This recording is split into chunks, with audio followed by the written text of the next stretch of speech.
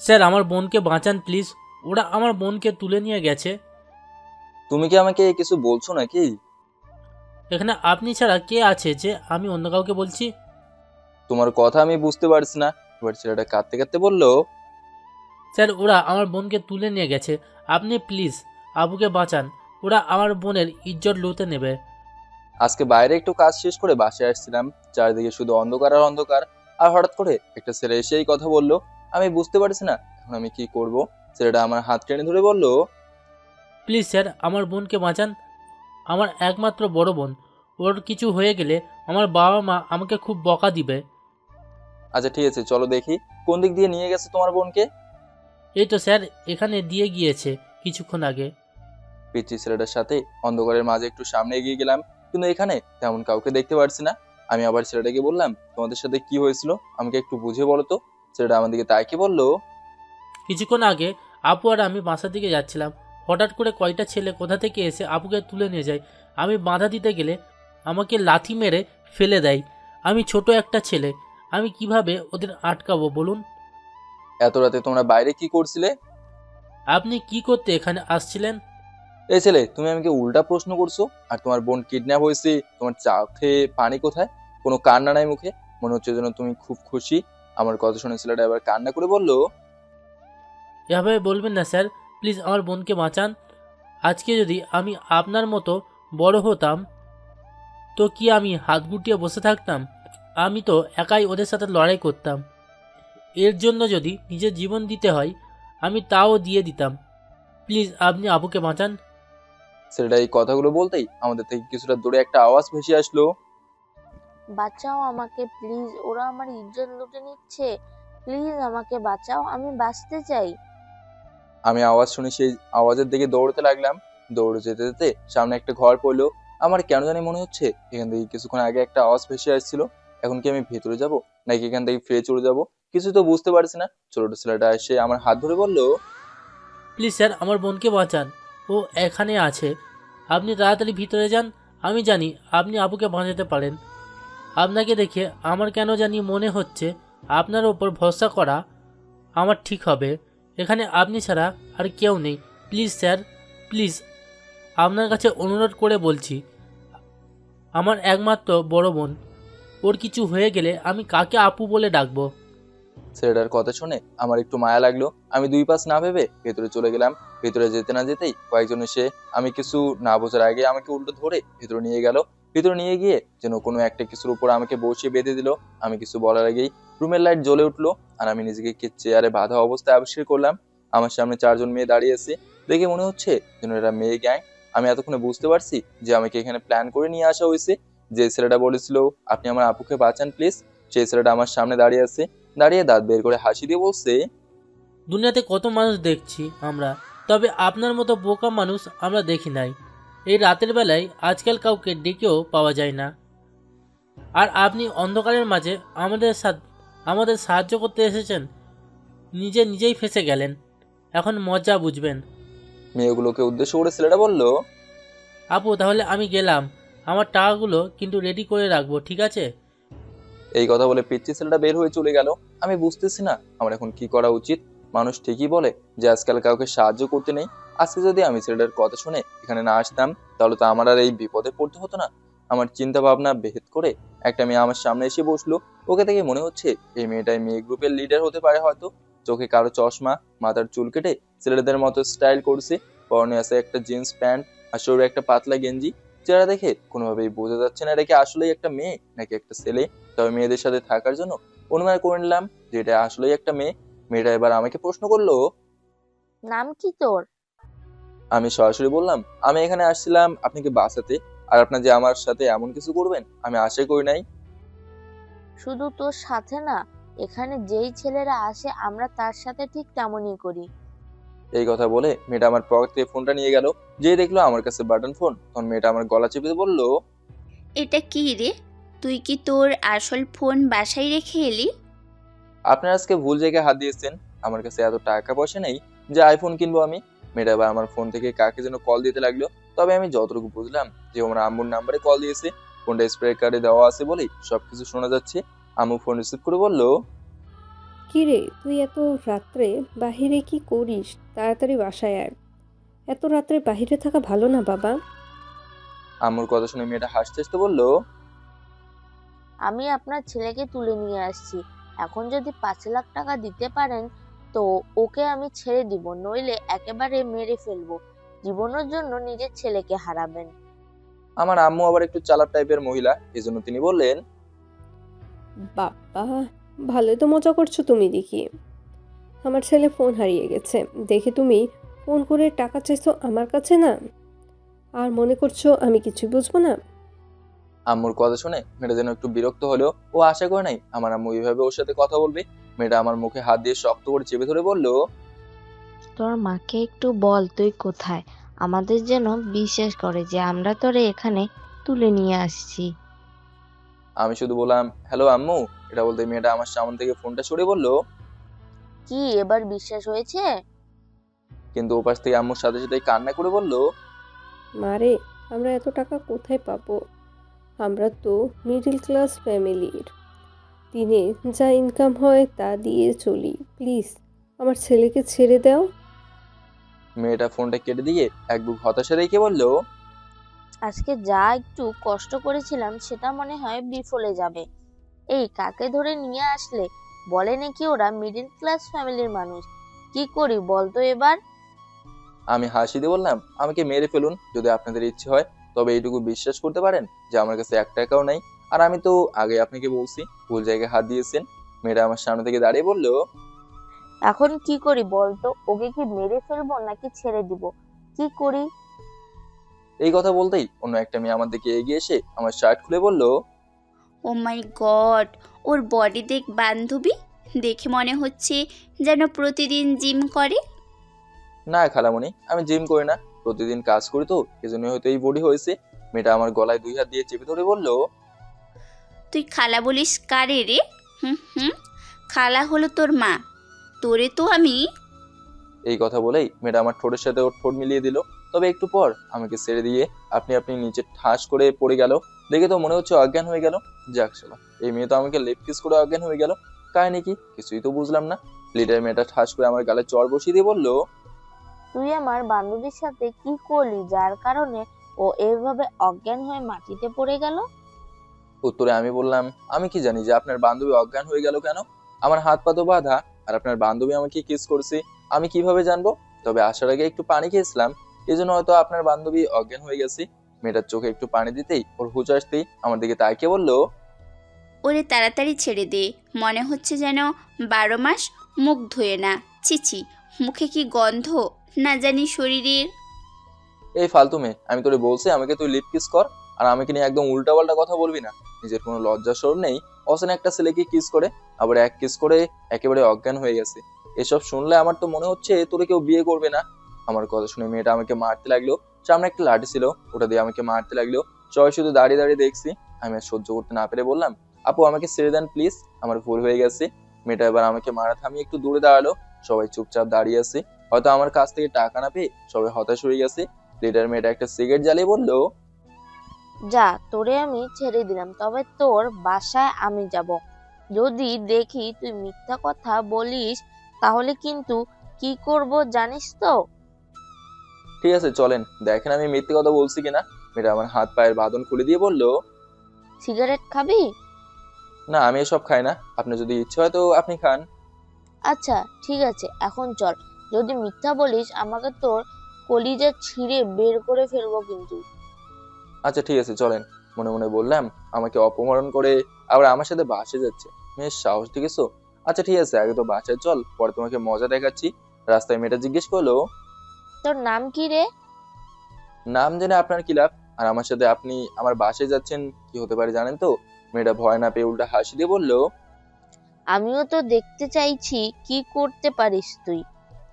বাসার সামনে এসে আম্মুকে ডাক দিতেই আম্মু দৌড়ে বাস থেকে বের হয়ে আসলো। আম্মু আমাকে দেখে বলল, বাবা, তুই ঠিক আছিস তো? কিন্তু আমাকে অবাক করে দিয়ে মেয়েটা আমার আম্মুর পায়ে সালাম করে বলল, আমাদের জন্য দোয়া করবেন আম্মু, আমরা নতুন বিয়ে করেছি। আম্মুকে সালাম করে মেয়েটা শুধু দাঁড়িয়েছে। এর মাঝে পুলিশ এসে মেয়েটাকে ধরে বলল, এটা কি সেই মেয়ে যার কথা বলছিলেন? আম্মু বলল, হুম, এটাই সেই মেয়ে। মেয়েটা গাল লাল করে চিৎকার দিয়ে বলল, তরে আমার দেখার আছে এই বলে দিলাম, আমাকে এখানে এনে আমাকে ফাঁসিয়ে দিলি। আমি দাঁত বের করে বললাম, এখানে আমার কোনো দোষ নেই, সব দোষ আপনার। আর আপনি তো এখানে নিজে ইচ্ছে আসছেন, আমার কোনো দোষ নেই ম্যাডাম। পুলিশ মেয়েটাকে ধরে নিয়ে চলে গেল। বাসের ভিতরে যেতে আম্মু বলল, তোর কি আর এই জীবনে কোনো বুদ্ধি হবে না? তবে কতবার বলেছি একা একা এত রাত্রে বাইরে থাকবি না। আজকে যদি তোর কিছু হয়ে যেত তখন? সরি আম্মু, আমার ভুল হয়ে গেছে। আচ্ছা, এখন ঠিক আছে, গিয়ে ঘুমা। সকাল সকাল আবার তোর কলেজে যেতে হবে। আচ্ছা আম্মু, তাহলে আমি গেলাম। রুমে গিয়ে ফ্রেশ হয়ে দিলাম এক ঘুম। খুব সকালে ঘুম থেকে উঠে ছাদে চলে গেলাম। ছাদে গিয়ে দেখি আমাদের পাশের বাসার এক বড় আপু দাঁড়িয়ে দাঁড়িয়ে কিছু একটা যেন করছে, তবে এতটা বোঝা যাচ্ছে না কি যে উনি কি করছেন। ওনাকে চিনি, কারণ উনি মাঝে মাঝে আমাকে পড়াশোনার বিষয়ে অনেক হেল্প করে। আমি আপুকে ডাক দিয়ে বললাম, আপু কি করেন সকাল সকাল এখানে? আপু আমাকে দেখে বলল, এই তো দাঁড়িয়ে আছি। সকাল সকাল মন খারাপ নাকি আপু? আপনাকে তো কোনোদিন সকাল সকাল এখানে দেখি নাই। আরে না, তেমন কিছু না। আজকে কি কলেজে যাবি? আপু, যাবো তো। আপনি কি যাবেন না? হুম, আমিও যাব। তাহলে আমাকে কি নিয়ে যাবেন আপু? একসাথে যাবনি? আমার কথা শুনে আপু গলা টান দিয়ে বলল, আমি তো আমার বান্ধবীদের সাথে যাব, তুই একা একা চলে যা। আপুর কথা শুনে আমার একটু মন খারাপ হয়ে গেল। আমি গরিব ঘরের সন্তান, এজন্য কলেজে আমাকে কেউ পছন্দ করে না। তবে আমার একটা বন্ধু আছে কলেজে, ওর নাম ফাহিম। ও আবার আমার থেকে অনেক বড় লোক। তবে ওর সাথে আমার ছোটবেলার সম্পর্ক বলেই ও আজও আমার সাথে বন্ধুত্ব। নইলে আমার মতো ছেলের পাশে কেউ থাকতো না। কলেজে সবাই আমাকে ভালো চোখে দেখে না, সবাই মনে করে যেন আমি নিচু বংশের ছেলে। থাক, এই বিষয়ে আর না বলি। তবে আমার মাথায় সব সময় একটাই কথা চলে, যে আর যাই কিছু করি না কেন, আমার পড়াশোনা করতে হবে। জীবনে যদি কিছু করতে হয় সেটা হলো পড়াশোনা। আমি নিচে যেতে আম্মু আমাকে ঠান্ডা ভাত গরম করে দিয়ে বলল, বাবা, এগুলো খেয়ে চলে যা। কি আর করা, আমার আম্মু আমাকে যেটা দেয় সেটাই খেয়ে নিলাম। এত বড়লোক না যে সহজল নাস্তা খাবো, সেই টাকা আমাদের কাছে নেই। কলেজে যাবো বলে রেডি হয়ে রুম থেকে বের হতেই আম্মু রান্নাঘর থেকে চুলের কালি এনে আমার মাথার এক কোণা দিয়ে বলল, এখন কলেজে যা বাবা, তোর উপর কোনো নজর লাগবে না। তোর কপালে নজর টিকা দিলাম। আম্মু এটা না দিলে হয় না, সবাই আমাকে বোকা বলে। এই জন্য আমি কি এখনো ছোট আছি বলো তুমি? তুই আমার কাছে সবসময় ছোটই, বুঝলি? এখন কোনো কথা বলিস না, চুপচাপ কলেজে যা। আম্মুর এসব পাগলামো আমার একদম ভালো লাগে না, তাও কিছু বলতে পারে না। কি করব, আম্মুর কথা তো শুনতেই হবে। আমি বাস থেকে বের হতেই ফাহিম রিক্সা নিয়ে এসে বলল, কি রে, আজকে এত তাড়াতাড়ি কিভাবে রেডি হলি? আমি ফাহিমের পাশে বসে বললাম, কেন আমি কোনোদিন দেরি করছি? দেরি তো প্রতিদিন তুই করিস। আমি তো কখনো কোনোদিন দেরি করি নাই, প্রতিদিন ঠিক সময় মতোই চলে আসি। থাক ভাই, আর কোনো কথা বলতে হবে না তোর। আর তোর কপালে এসব কি রে? প্রতিদিন কি এসব দেওয়া লাগে? নজর টিপ দেওয়াই লাগে?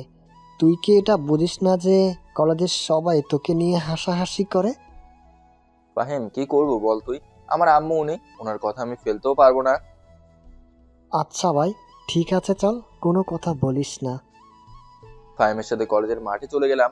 মাঠ থেকে হেঁটে হেঁটে কলেজের ভেতরে যাচ্ছি, তখন রাসেল ভাই ডাক দিয়ে বলল, লাদেন, এইখানে আয় তো। রাসেল ভাইয়ের কথা শুনে ফাহিম আমার হাত ধরে বলল, সাবধান, যাবি না ওর কথায়। ও তোকে প্রতিদিন নিয়ে গিয়ে অপমান করে। না গেলে আমাকে মারবে, যেতে তো হবে। এত ভয় পাস কেন তুই সবাইকে, বল তো?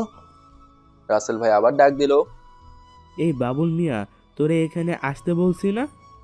আমি তাড়াতাড়ি রাসেল ভাইয়ের সামনে চলে গেলাম। গিয়ে মাথা নিচু করে বললাম, জি ভাইয়া, কিছু কি বলবেন? যা, দোকান থেকে আমার জন্য এক প্যাকেট সিগারেট নিয়ে আয়। ভাইয়া টাকা? আমার কথা শুনে রাসেল ভাইয়ের সাথে থাকা সব কটা ছেলে হেসে হেসে বলছে, আরে ও তো ফকিন্নি, ওর কাছে টাকা আসবে কোথা থেকে? রাসেল ওকে কিছু টাকা দিয়ে দে। ওরা এভাবে কলেজে পড়াশোনা করার জন্য কীভাবে চান্স পায় এটাই বুঝি না। আমি রাসেল ভাইয়ের কাছ থেকে টাকা নিয়ে দোকানে চলে গেলাম। বড় ভাইদের মুখ থেকে এসব শুনতে আমার খুব খারাপ লাগে। শুধু বড় ভাই না, এই কলেজের সবাই আমাকে এসব কথা বলে। তবে কি করব আমি? আমার বাবা নাই, আম্মু মানুষের বাসায় কাজ করে, আর আমি মাঝে মাঝে যা কাজ পাই তাই করি। আর এইভাবে পড়াশোনার খরচ চলে। তবে মানুষের কথা শুনেও আমি না শোনার ভান করি। রাসেল ভাইয়ের কাছে সিগারেটের প্যাকেট দিতেই উনি একটা কাগজ দিয়ে আমার কপাল থেকে নজরটি মুছে দিয়ে বলল, এখানেই তোরে মানুষ অনেক অপমান করে, এইসব আর দিবি না, এখন ক্লাসে যা। আমি ক্লাসে গিয়ে ফাহিমের পাশে বসলাম। ফাহিম আমাকে বলল, প্রতিদিন যে ওরা তোর সাথে এরকম করে, তুই একদিন প্রতিশোধ নিবি না? তোর কি ইচ্ছা হয় না ওদের কিছু বলার? ফাহিম, এখানে আমি ঝগড়া করতে আসি নাই, এখানে আমি পড়াশোনা করতে এসেছি। আর ওনারা আমার সিনিয়র, কি বলবো বল আমি?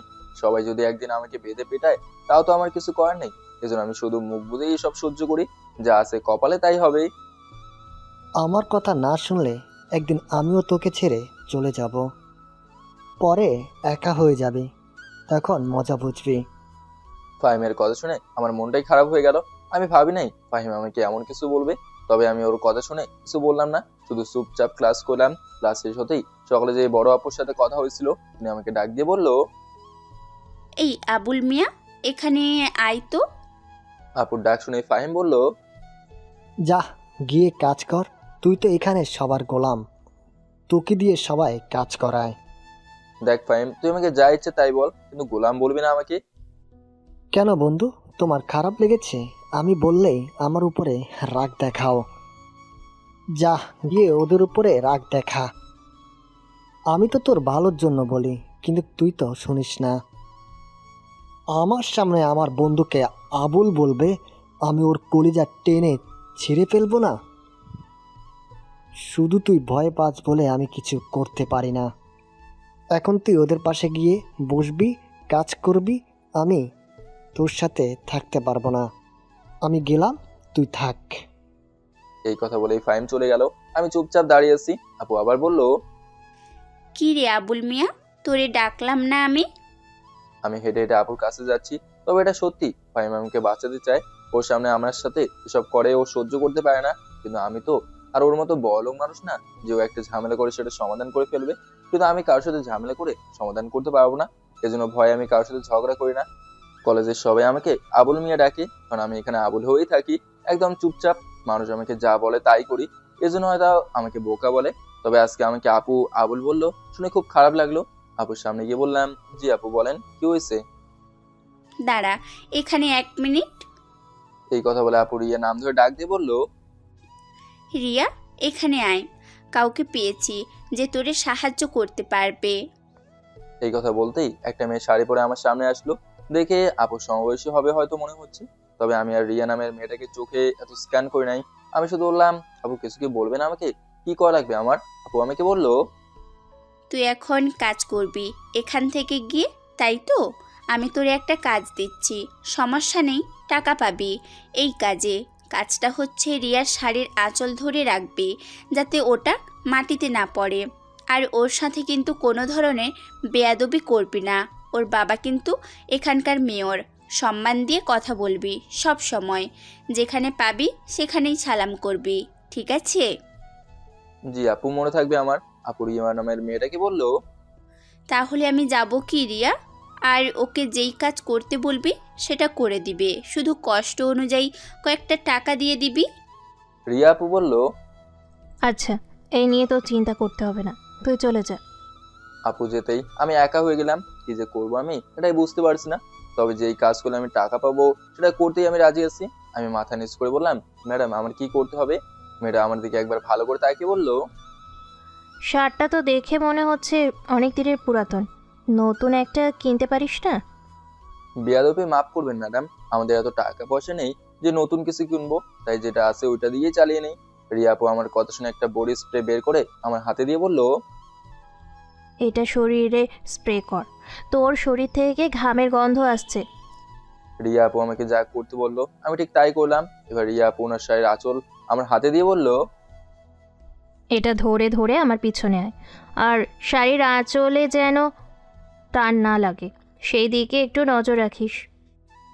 জি তবে আপনাকে আপু বলবো নাকি ম্যাডাম বলবো তাই চিন্তা করছি। কলেজে তো তোর আমি সিনিয়র, সেই হিসেবে কি ডাকবি? বুঝছি আপু, আপনাকে আর বলতে হবে না। বুঝে গেলে ভালো, এখন আমার পিছনে পিছনে আয়। আমি রিয়া আপুর শাড়ির আঁচল ধরে ওনার পেছনে পেছনে একদম নিখুঁত ভাবে হাঁটতে লাগলাম। যাতে শাড়িতে কোনো টান না পড়ে। তবে রিয়াপুর দিকে আমি ভালো করে এ পর্যন্ত তাকে দেখি নাই। আমি যতটা পারছি নিজের চোখ কন্ট্রোলে রাখছি। আমি স্বাভাবিকভাবে সুন্দরী মেয়ে দেখলে নিজের চোখ সামলে রাখি। যদি হঠাৎ করে আমার কাউকে পছন্দ হয়ে যায়, তবে আমি তাকে কি বলবো?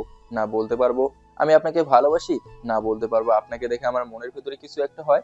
আমার মাথায় সবসময় একটা কথাই রাখি যে আমি মধ্যবিত্ত পরিবারের ছেলে। আমার ঘরে আমার আম্মু আছে, আর আমি যদি ভালোবাসায় পড়ে সবকিছু ভুলে যাই, তাহলে আমার আম্মুর কি হবে? এজন্য যতটা সম্ভব নিজেকে নিজে কন্ট্রোল করে রাখি। আমি এমন ভাবে রিয়াপুর পেছনে হাঁটছি যে একটু শব্দ পর্যন্ত হচ্ছে না। তবে ওনার শাড়ির আঁচল একটু নিচে পড়ে দেখে এটা ধরে রাখার জন্য আমাকে রেখেছে। আমি শুধু এটুকুই বুঝতে পারছি যে উনি কতটা উন্নত পরিবারের মেয়ে। আর আমি কি চিন্তা করছি, ওনার বাবা নাকি এখানকার মেয়র। তবে রিয়াপুর শরীর থেকে আলাদা একটা গন্ধ ভেসে আসছে। এটা খুব মধুর একটা গন্ধ বলতে পারবেন।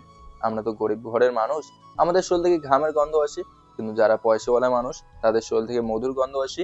রিয়াপু পিছনে ফিরে একবার আমার দিকে তাকিয়ে বলল, খুব নিখুঁতভাবে তো তুই দেখি আমার শাড়ির আঁচল ধরলি। মানতে হবে, তুই আমার কথা একেবারে সিরিয়াসভাবে নিলি।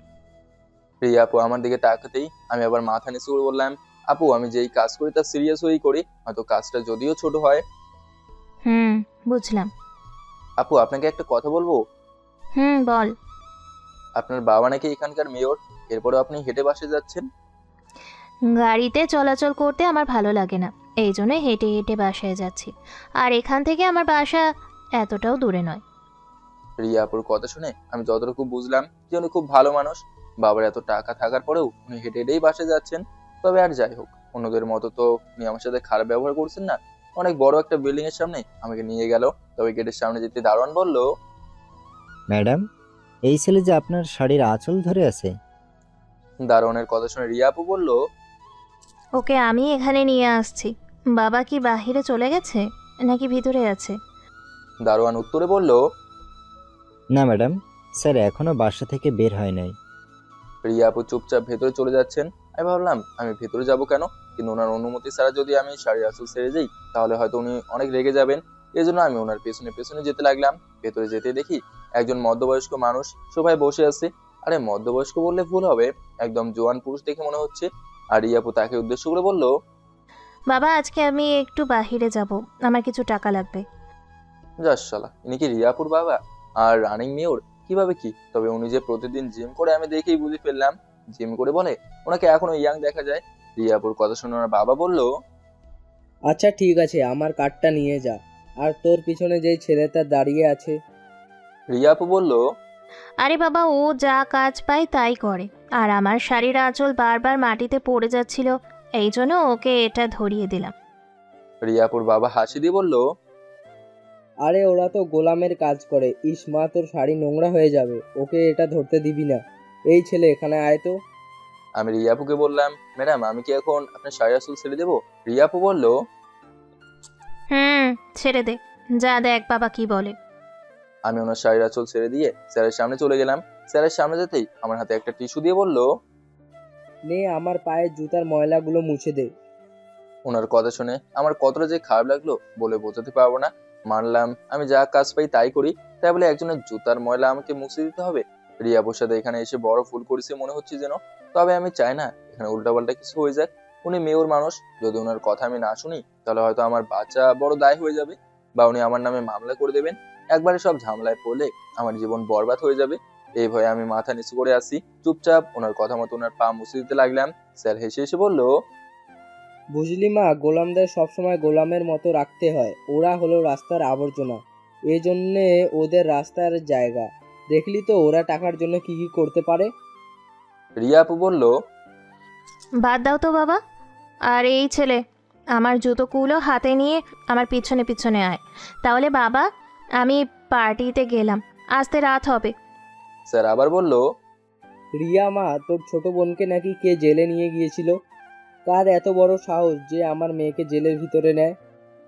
রিয়াপু ওর বাবার সামনে এসে ওনার জুতোগুলো আমার হাতে দিয়ে ওনার বাবাকে বলল, আমি কি বলবো, তোমার মেয়ে সারাদিন কোথায় কোথায় ঘোরাঘুরি করে, কার সাথে কি করছে, হয়তো জেলে নিয়ে গেছে। পরের দোষ সব সময় দেখবে না, নিজের মেয়ে যে দোষ করেছে এটা আর বলবে না। এই ছেলে, চল তুই। আমি ওনার জুতাগুলো হাতে নিয়ে রিয়াপুর পেছনে পেছনে চলে গেলাম। উনি গাড়িতে উঠে আমাকে একটা ঠিকানা দিয়ে আমার হাতে একটা কার্ড ধরিয়ে দিল আর বলল, এই ঠিকানা অনুযায়ী চলে যাবি, গিয়ে সেখানে কার্ড দেখিয়ে ভেতরে চলে যাবি, আর আমি তোরে খুঁজে নিব, ঠিক আছে? এখন তাহলে আমি গেলাম। এই কথা বলে উনি গাড়ি নিয়ে চলে গেল। আমি দাঁড়িয়ে আছি আর মনে মনে বললাম, আমাকে রেখে গেল হেঁটে যাওয়ার জন্য, আর এই জুতাগুলো আমাকে নিয়ে যেতে হবে সেখানে। কি বলবো, বলকদের বিষয়ে যা মন চায় তাই করে। আমি ঠিকানা অনুযায়ী হেঁটে হেঁটে চলে গেলাম। রিয়াপুর কার্ড দেখাতেই আমাকে ভেতরে যেতে দিল। ভেতরে গিয়ে তো আমি একদম অবাক হয়ে গেলাম। এখানে ছেলে মেয়ে ওই একজন আরেকজনকে ধরে নাচানাচি করছে। আমি শুধু তাকে তাকে দেখছি। মন চাইছে আমি একটু নাচি, কিন্তু আমার মতো গরিবের এসব করা একদম মানা। তবে আমার দু চোখ শুধু রিয়াপুকে খুঁজছে। উনি কোথায় আছেন সেটা আমি দেখতে চেষ্টা করছি। হঠাৎ করে রিয়াপু ভেতর থেকে আমার সামনে এসে দাঁড়ালো। তবে ওনাকে দেখে তো আমি একদম ভয় পেয়ে গেলাম। চোখ মুখ সবকিছু যেন রাগে লাল হয়ে আছে। আমি যতটুকু বুঝলাম যে উনি কারোর সাথে ঝগড়া করে এখানে আসছে। কিছু বুঝে ওঠার আগেই ঠাস করে আমার গালে একটা চড় বসিয়ে রিয়াপু জোরে জোরে নিঃশ্বাস নিতে লাগলো। আমি গালে হাত দিয়ে বললাম, আপু আমার অপরাধ কি? আমাকে এভাবে মারছেন কেন? আমার কথা শুনে রিয়াপু এবার আমার দুই গালে দূরে চড় দিল আর বলল, তুই তো টাকার জন্য সব কিছু করতে পারিস। আমি এখন তোরে মারবো আর তুই চুপচাপ দাঁড়িয়ে থাকবি। প্রতিটা চরের বিনিময়ে 1000 টাকা করে পাবি। ওনার কথা শুনে আমি একদম চুপ হয়ে গেলাম। উনি ভেতরে কারোর সাথে ঝগড়া করে এসে সেই রাগ আমার উপর মেটাচ্ছেন। তবে আমি শুধু চুপচাপ দাঁড়িয়ে ওনার থাপড় খাচ্ছি। একসময় রিয়াপু আমার সামনে থেকে হেঁটে বাইরে চলে গেল। আমি ওনার পেছনে পেছনে যেতে লাগলাম। রিয়াপু গাড়িতে উঠে গেল। আমি ডাক দিয়ে বললাম, আপু আপনার জুতা। রিয়াপু দরজা খুলে আমার হাত থেকে জুতাগুলো নিয়ে কতগুলো টাকা আমার দিকে ছুঁড়ে ফেলে দিয়ে বলল, যা আমার সামনে থেকে বিদায় হওয়া বলছি। এই কথা বলে উনি গাড়িতে করে চলে গেল। ঝগড়া করেছেন অন্য কারোর সাথে, আর সেই রাগ আমার উপর ঝেড়ে গেল। তবে যাক, কাপড় খেয়েছি তো কি হয়েছে, কয়েকটা টাকা তো পেয়েছি নাকি। আমি হেঁটে হেঁটে সামনের দিকে যেতে লাগলাম। তবে মনে মনে এটাই চিন্তা করছি যে আমাদের মতো গরিব ছেলে এই পৃথিবীতে জন্ম নেওয়াই কি অপরাধ ছিল। হঠাৎ করে পেছন থেকে আওয়াজ করে কে যেন বললো, কিরে, আমাকে জেলের ভেতরে ঢুকিয়ে তুই শান্তিতে থাকতে পারবি মনে হয়? আমি পেছনে তাকে তো একদম অবাক হয়ে গেলাম। এটা তো সেই মেয়ে যে অন্ধ করে আমাকে অপহরণ করেছিল, আর ওকেই তো আমার আম্মু জেলে দিয়েছিল। আমি শুধু মেয়েটার দিকে তাকিয়েছি। মেয়েটা এসেই আমার কলার ধরে আমাকে গাড়িতে তুলে নিল আর বলল, আমাকে তো এখনো ভালো করে চিনিস নাই, আজকে আমাকে খুব ভালো করে চিনবি, যে আমার বাবাকে। আমি তোরা আগেই বলেছিলাম যে আমার সাথে বেয়াদবি করবি না, এর শাস্তি খুব খারাপ হবে। মেয়েটার কথা শুনে আমি হাত জোর করে বললাম, আপু আমাকে মাফ করে দেন। আমি তখন এতটা বুঝতে পারি নাই, প্লিজ আমাকে মাফ করে দেন। আমি না বুঝে আপনার সাথে ঝগড়া করছি। কিন্তু মেয়েটা উল্টো হেসে বলল, আজকে তুই যা বলিস না কেন, মাফ পাবি না। আমার সাথে পাঙ্গা নেওয়ার মানে খুব ভালো করেই বুঝতে পারবি। এই কথা বলে মেয়েটা আমাকে একটা বাসের সামনে নামিয়ে দিল। আরে এখানে তো মেয়রের বাসা। কিছুক্ষণ আগেই আমি এখানে আসছিলাম, তার মানে এটাই মেয়রের ছোট মেয়ে।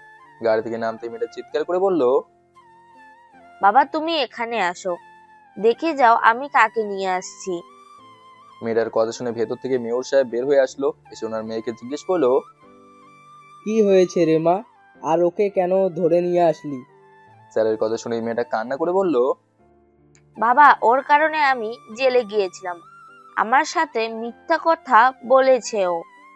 এই কথা শুনেই স্যার দারোয়ানদের বললো আমাকে মারার জন্য। আর ওনার কথা শুনে কয়েকজন এগিয়ে এসে আমাকে মারতে লাগলো। আমি চুপচাপ দাঁড়িয়ে দাঁড়িয়ে শুধু মার খাচ্ছি। আমি আগে থেকেই জানতাম যে বড়লোকদের সাথে ঝগড়া করলে খুব বিপদে পড়তে হয়। এজন্য আমি সবসময় ঝগড়া থেকে দূরে থাকি। আর আজকে সেই ঝগড়াই আমার ঘাড়ে এসে পড়লো। এর মাঝে রিয়াপু বাইরে বেরিয়ে আসলো। আমাকে মারতে দেখে উনি সবাইকে বললো আমাকে মারা বন্ধ করে এখান থেকে যেতে। ওনার কথা শুনে সবাই চলে গেল। রিয়াপু আমাকে বললো, এই ছেলে, তুমি যাও এখান থেকে। রিয়াপুর ছোট বোন বলল, আপু তুই জানিস না ও আমার সাথে কি কি করেছে। রিয়াপুর ছোট বোনকে ধমক দিয়ে বলল, তোরে আমি খুব ভালো করেই চিনি, এখনো সময় আছে, স্বভাব চরিত্র ঠিক কর।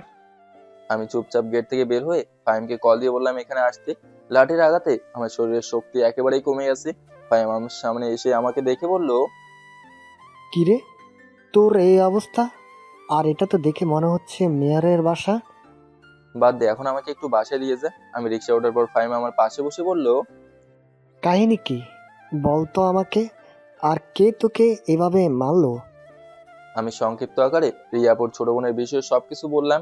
সবকিছু শুনে ফাহিম বলল, থাক, বাদ দে। তবে আর তুই ওদের সামনে যাবি না। আমি তো কখনো ওদের সামনে যাই নাই, তবে বিপদ যে আমার পিছু ছাড়ে না। বাসায় গেলে আমার আন্টি তোকে বকাঝকা করবেন। সে তো একটু করবেন। তো তোর চাচাতো বোনের খবর কি? চলে কোনো মতে। তবে আমাদের পরিবার হয়তো আমাদেরকে মেনে নেবেন না। তাহলে শেষ অপশন পালিয়ে যাওয়া, এটাই করা সবচেয়ে বেটার হবে। দেখি কি করা যায়। বাসার সামনে এসে ফাহিম বলল, আচ্ছা ঠিক আছে বন্ধু, তুই এখন যা, তাহলে পরে দেখা হবে। আমি রিক্সা থেকে নেমে বাসার ভিতরে চলে গেলাম। আম্মু এখনো কাজ থেকে ফিরে নাই, এজন্য আমি রান্নাঘরে চলে গেলাম। মাঝে মাঝে আম্মু না থাকলে আমি নিজে রান্না করি। হঠাৎ করে আমাদের পাশের বাসার ফারজানা আপু দরজার কাছ থেকে আমাকে ডাক দিয়ে বলল, কি রে লাদেন, তুই কি ভেতরে আছোস? আপুর ডাক শুনে আমি দরজা খুলে দিয়ে বললাম, আসি, ভিতরে আসুন। আপু ভেতরে এসে আমার দিকে তাকিয়ে বলল, তোরে দেখে মনে হচ্ছে কেউ তোরে মেরেছে। রিয়া তো আবার তোরে কিছু করে নাই। আরে না আপু, রিয়া খুব ভালো মেয়ে, তবে বাদ দেন এসব। কোনো দরকার ছিল নাকি আপু এখানে? কেন, আমি কি তোর বাসায় আসতে পারি না? আরে না আপু, আমি তো সেটা বলি নাই। আজকে হঠাৎ করে যে আমাদের বাসায় আসলেন এজন্য বললাম আর কি। আগামী মাসের 1 তারিখে আমার জন্মদিন, সেটাই তোরে বলতে এখানে আসছি। আমাকে দাওয়াত দেবেন না আপু? আমার কাছে আপনাকে দেওয়ার মতো তেমন কিছু নেই। দিব একটা মাথায়, সব কিছু এত বেশি বুঝিস কেন শুনি? চেয়ারে বস, নাকি আবার তোর কোনো কাজ আছে শুনি? আছে তো আপু, ভাত বসিয়ে আসছি, এখন আমাকে রান্নাঘরে যেতে হবে। চল আমি দেখি কিভাবে তুই রান্না করিস। আপু, আপনার সাথে আমাকে কেউ এখানে দেখলে খারাপ মনে করবে। আপনি আমার সিনিয়র মানুষ, আপনি তো জানেন আপনাকে আমি কতটা সম্মান করি। ধুর, খেয়ে কি বলবে, তা দিয়ে আমি কি করব, চল। আমি রান্নাঘরে চলে গেলাম, পিছনে পিছনে আপু চলে আসলো। আপু আমার রান্না করে দেখে বলল, তো তুই তোর বউকে রান্না করে খাওয়াতে পারবি? এটা বলতে পারেন, তবে এটা করব মাঝে মাঝে। এই ধরেন যখন আমার বউ অসুস্থ হয়ে যাবে বা খুশির একটা মুহূর্ত, তখন আমি তার জন্য রান্না করব, বুঝছেন? হুম, বুঝলাম। তবে তুই পড়াশোনা কর, ভালো একটা চাকরির ব্যবস্থা আমি করে দিব। তবে শর্ত একটাই, আমাকে ভুলে যেতে পারবি না। আমি মুচকে হাসি দিয়ে বললাম, মিথ্যা আশা দেবেন না আপু, যেভাবে জীবন চলে সেভাবেই চলতে হবে। সামনে কি হয় না হয় এসব পরে দেখা যাবে। তোরে দেখে মাঝে মাঝে আমার খুব মায়া লাগে। ঘর জামাই থাকতে পারবি তুই? আমি তোরে গ্রামে নিয়ে যাব। জানেন আপু, রাগ কিন্তু সবার ভিতরে আছে। আপনি যেমন প্রকাশ করতে পারেন, কিন্তু আমি প্রকাশ করতে পারি না, কারণ আমি গরিব। আমার এত রাগ মানায় না। দরকার হলে জীবনে কাউকে বিয়ে করবো না, তাও তো ঘর জামাই থাকবো না আমি। আপনি তো বুঝে গেছেন আমি কি বলতে চেয়েছি। আমার কথা শুনে আপু চুপ হয়ে গেল। উনি খুব ভালো করেই আমার কথা বুঝতে পেরেছে। আচ্ছা ঠিক আছে, আমি তাহলে গেলাম। হ্যাঁ, তুই থাক। আরে আপু, একটু পরে যান, রান্না হোক আগে, কিছু খেয়ে যান। না, এখন না। গরিব মানুষ আমরা, তা এখন খাবেন কেন? দেখ, এখানে গরিব ধনীর প্রশ্নই না। তুই যেমন মানুষ, আমিও তেমন মানুষ। এখানে কোনো ভেদাভেদ নেই। আমি হাসি দিয়ে বললাম, এই কথাটা যদি সবাই বুঝতো আপু, তাহলে পৃথিবীতে আলাদা একটাই শান্তি বিরাজ হতো। আপু হাসি দিয়ে বলল, আচ্ছা তাহলে আমি গেলাম, থাক তুই। আপু আমাকে রেখেই চলে গেল। উনি মাঝে মাঝে খুব ভালো ব্যবহার করেন, কিন্তু কলেজের সবার মতো উনিও যে আমাকে এক নামেই ডাকে, এজন্য আমার খুব খারাপ লাগে। কিন্তু এইভাবে তার ব্যবহার আমার কাছে খুব ভালো লাগে। বিকেলে আম্মু এসে বললো আমি কেন রান্না করতে গেলাম। আসলে আম্মু আমাকে নিষেধ করেছে কিচেন রুমে যাওয়ার জন্য, কিন্তু মাঝে মাঝে আম্মুর কষ্ট দেখলে আমার খুব খারাপ লাগে, এজন্য আমি আম্মুর কাজে সাহায্য করি। আজকে 2 দিন হলো আমি কলেজ যাই না। 2 দিন ধরে একটু টেনশনেই আছি। আজকে সকালে আমার কাছে বড় একটা কাজের অর্ডার এলো। আমি কাজ করতে সেই ঠিকানা অনুযায়ী চলে যাচ্ছি। কাজটা হলো কিছু ইলেকট্রনিক কাজ। বাসায় গেলে হয়তো বুঝবো আসলে সেটা কি কাজ। ঠিকানা অনুযায়ী গিয়ে তো আমার চোখ কপালে উঠে গেল, এটা তো মেয়রের বাসা। আগে একবার এই বাসা থেকে আমাকে মেরে বের করে দেওয়া হয়েছে, আবার এই একই বাসায় আসছি কাজ করার জন্য। কি কপাল আমার মায়ের। ভাবলাম এখান থেকে চলে যাব, ভিতরে গিয়ে কি আর মায়ের খাবো। কিন্তু আরেকবার মনে হলো যে বড়লোক মানুষ, ওর টাকা পাবো বেশি, এজন্য ভিতরে গিয়ে কাজ করাটাই আমার জন্য বেশ ভালো হবে। গেটের সামনে যেতে দারোয়ান আমাকে জিজ্ঞেস করলো যে এখানে কি চাই। আমি বললাম আমি এখানে কাজের জন্য এসেছি, বাসার ভিতরে কিছু একটা সমস্যা হয়েছিল, এই জন্য এখানে আসা। দারোয়ান আমাকে বলল, আচ্ছা ঠিক আছে, আপনি এখানে একটু দাঁড়ান, আমি ভিতর থেকে কথা বলে আসছি। এই বলে দারোয়ান আমাকে দাঁড় করে ভিতরে চলে গেল। কিছুক্ষণ পর দারোয়ান এসে বলল, আপনি এখন ভেতরে যান, স্যার বলছে যাওয়ার জন্য। আমি গেট পেরিয়ে ভিতরে চলে গেলাম। ভেতরে যেতেই কাজের বউ দরজা খুলে দিল। আমি দরজা পেরিয়ে ভেতরে চলে গেলাম। তবে ভেতরে গিয়ে দেখি সোফায় বসে স্যার আর ওনার 2 মেয়ে বসে আড্ডা দিচ্ছেন। আমাকে দেখে মেয়র সাহেব বলল, আরে তুই এখানে কি করিস? সেই দিন এত মারার পরেও আজকে আবার এখানে চলে আসলি? আমি মাথা নিচু করে বললাম, জি স্যার, এখানে আমি কাজের জন্য এসেছি, অন্য কিছুর জন্য না। রিয়াপুর ছোট বোন বলল, তুই এসব কাজও করতে পারিস? আমার তো বিশ্বাস হচ্ছে না। মনে মনে বললাম, আমি তো তোর মতো আর ছেলে মেয়েদের অপহরণ করে টাকা নেই না, যা করি পরিশ্রম করেই করি, তোদের মতো বাজে কাজ করে টাকা ইনকাম আমি করি না। রিয়াপু দাঁড়িয়ে বলল, আয় তুই আমার সাথে, আমি তোরে দেখিয়ে দিচ্ছি কি হয়েছে। রিয়াপু আগে আগে যেতে লাগলো, আমি ওনার পেছনে। আমাকে একটা রুমের ভেতর নিয়ে বলল, দেখ তো লাইটের কি হয়েছে, ওটা রাত থেকে জ্বলছে না। আপু এজন্য আমাকে এখানে আসতে হলো? এই লাইটটা হয়তো নষ্ট হয়ে গেছে, এটা চেঞ্জ করলেই তো হতো। এত কথা বলিস না, তোরে যেই কারণে এখানে নিয়ে আসছি তাই কর।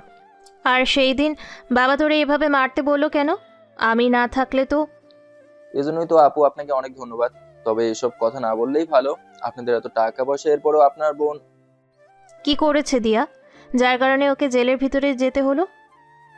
প্যান্ট খুলে উলঙ্গ করে বাসার সামনে মারবো, কেউ কোনো কথা বলতে পারবে না যদি আমার কথা আপুকে বলিস। আমি রিয়াপুর ছোট বোনকে দেখে চুপ হয়ে গেলাম।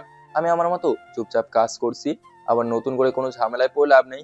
রিয়ার ছোট বোন কি যেন নাম বললো, ও হ্যাঁ দিয়া। নামগুলো তো মনে হচ্ছে মিলিয়ে রাখছে। বড় বোনের নাম রিয়া, আবার ছোট বোনের নাম দিয়া।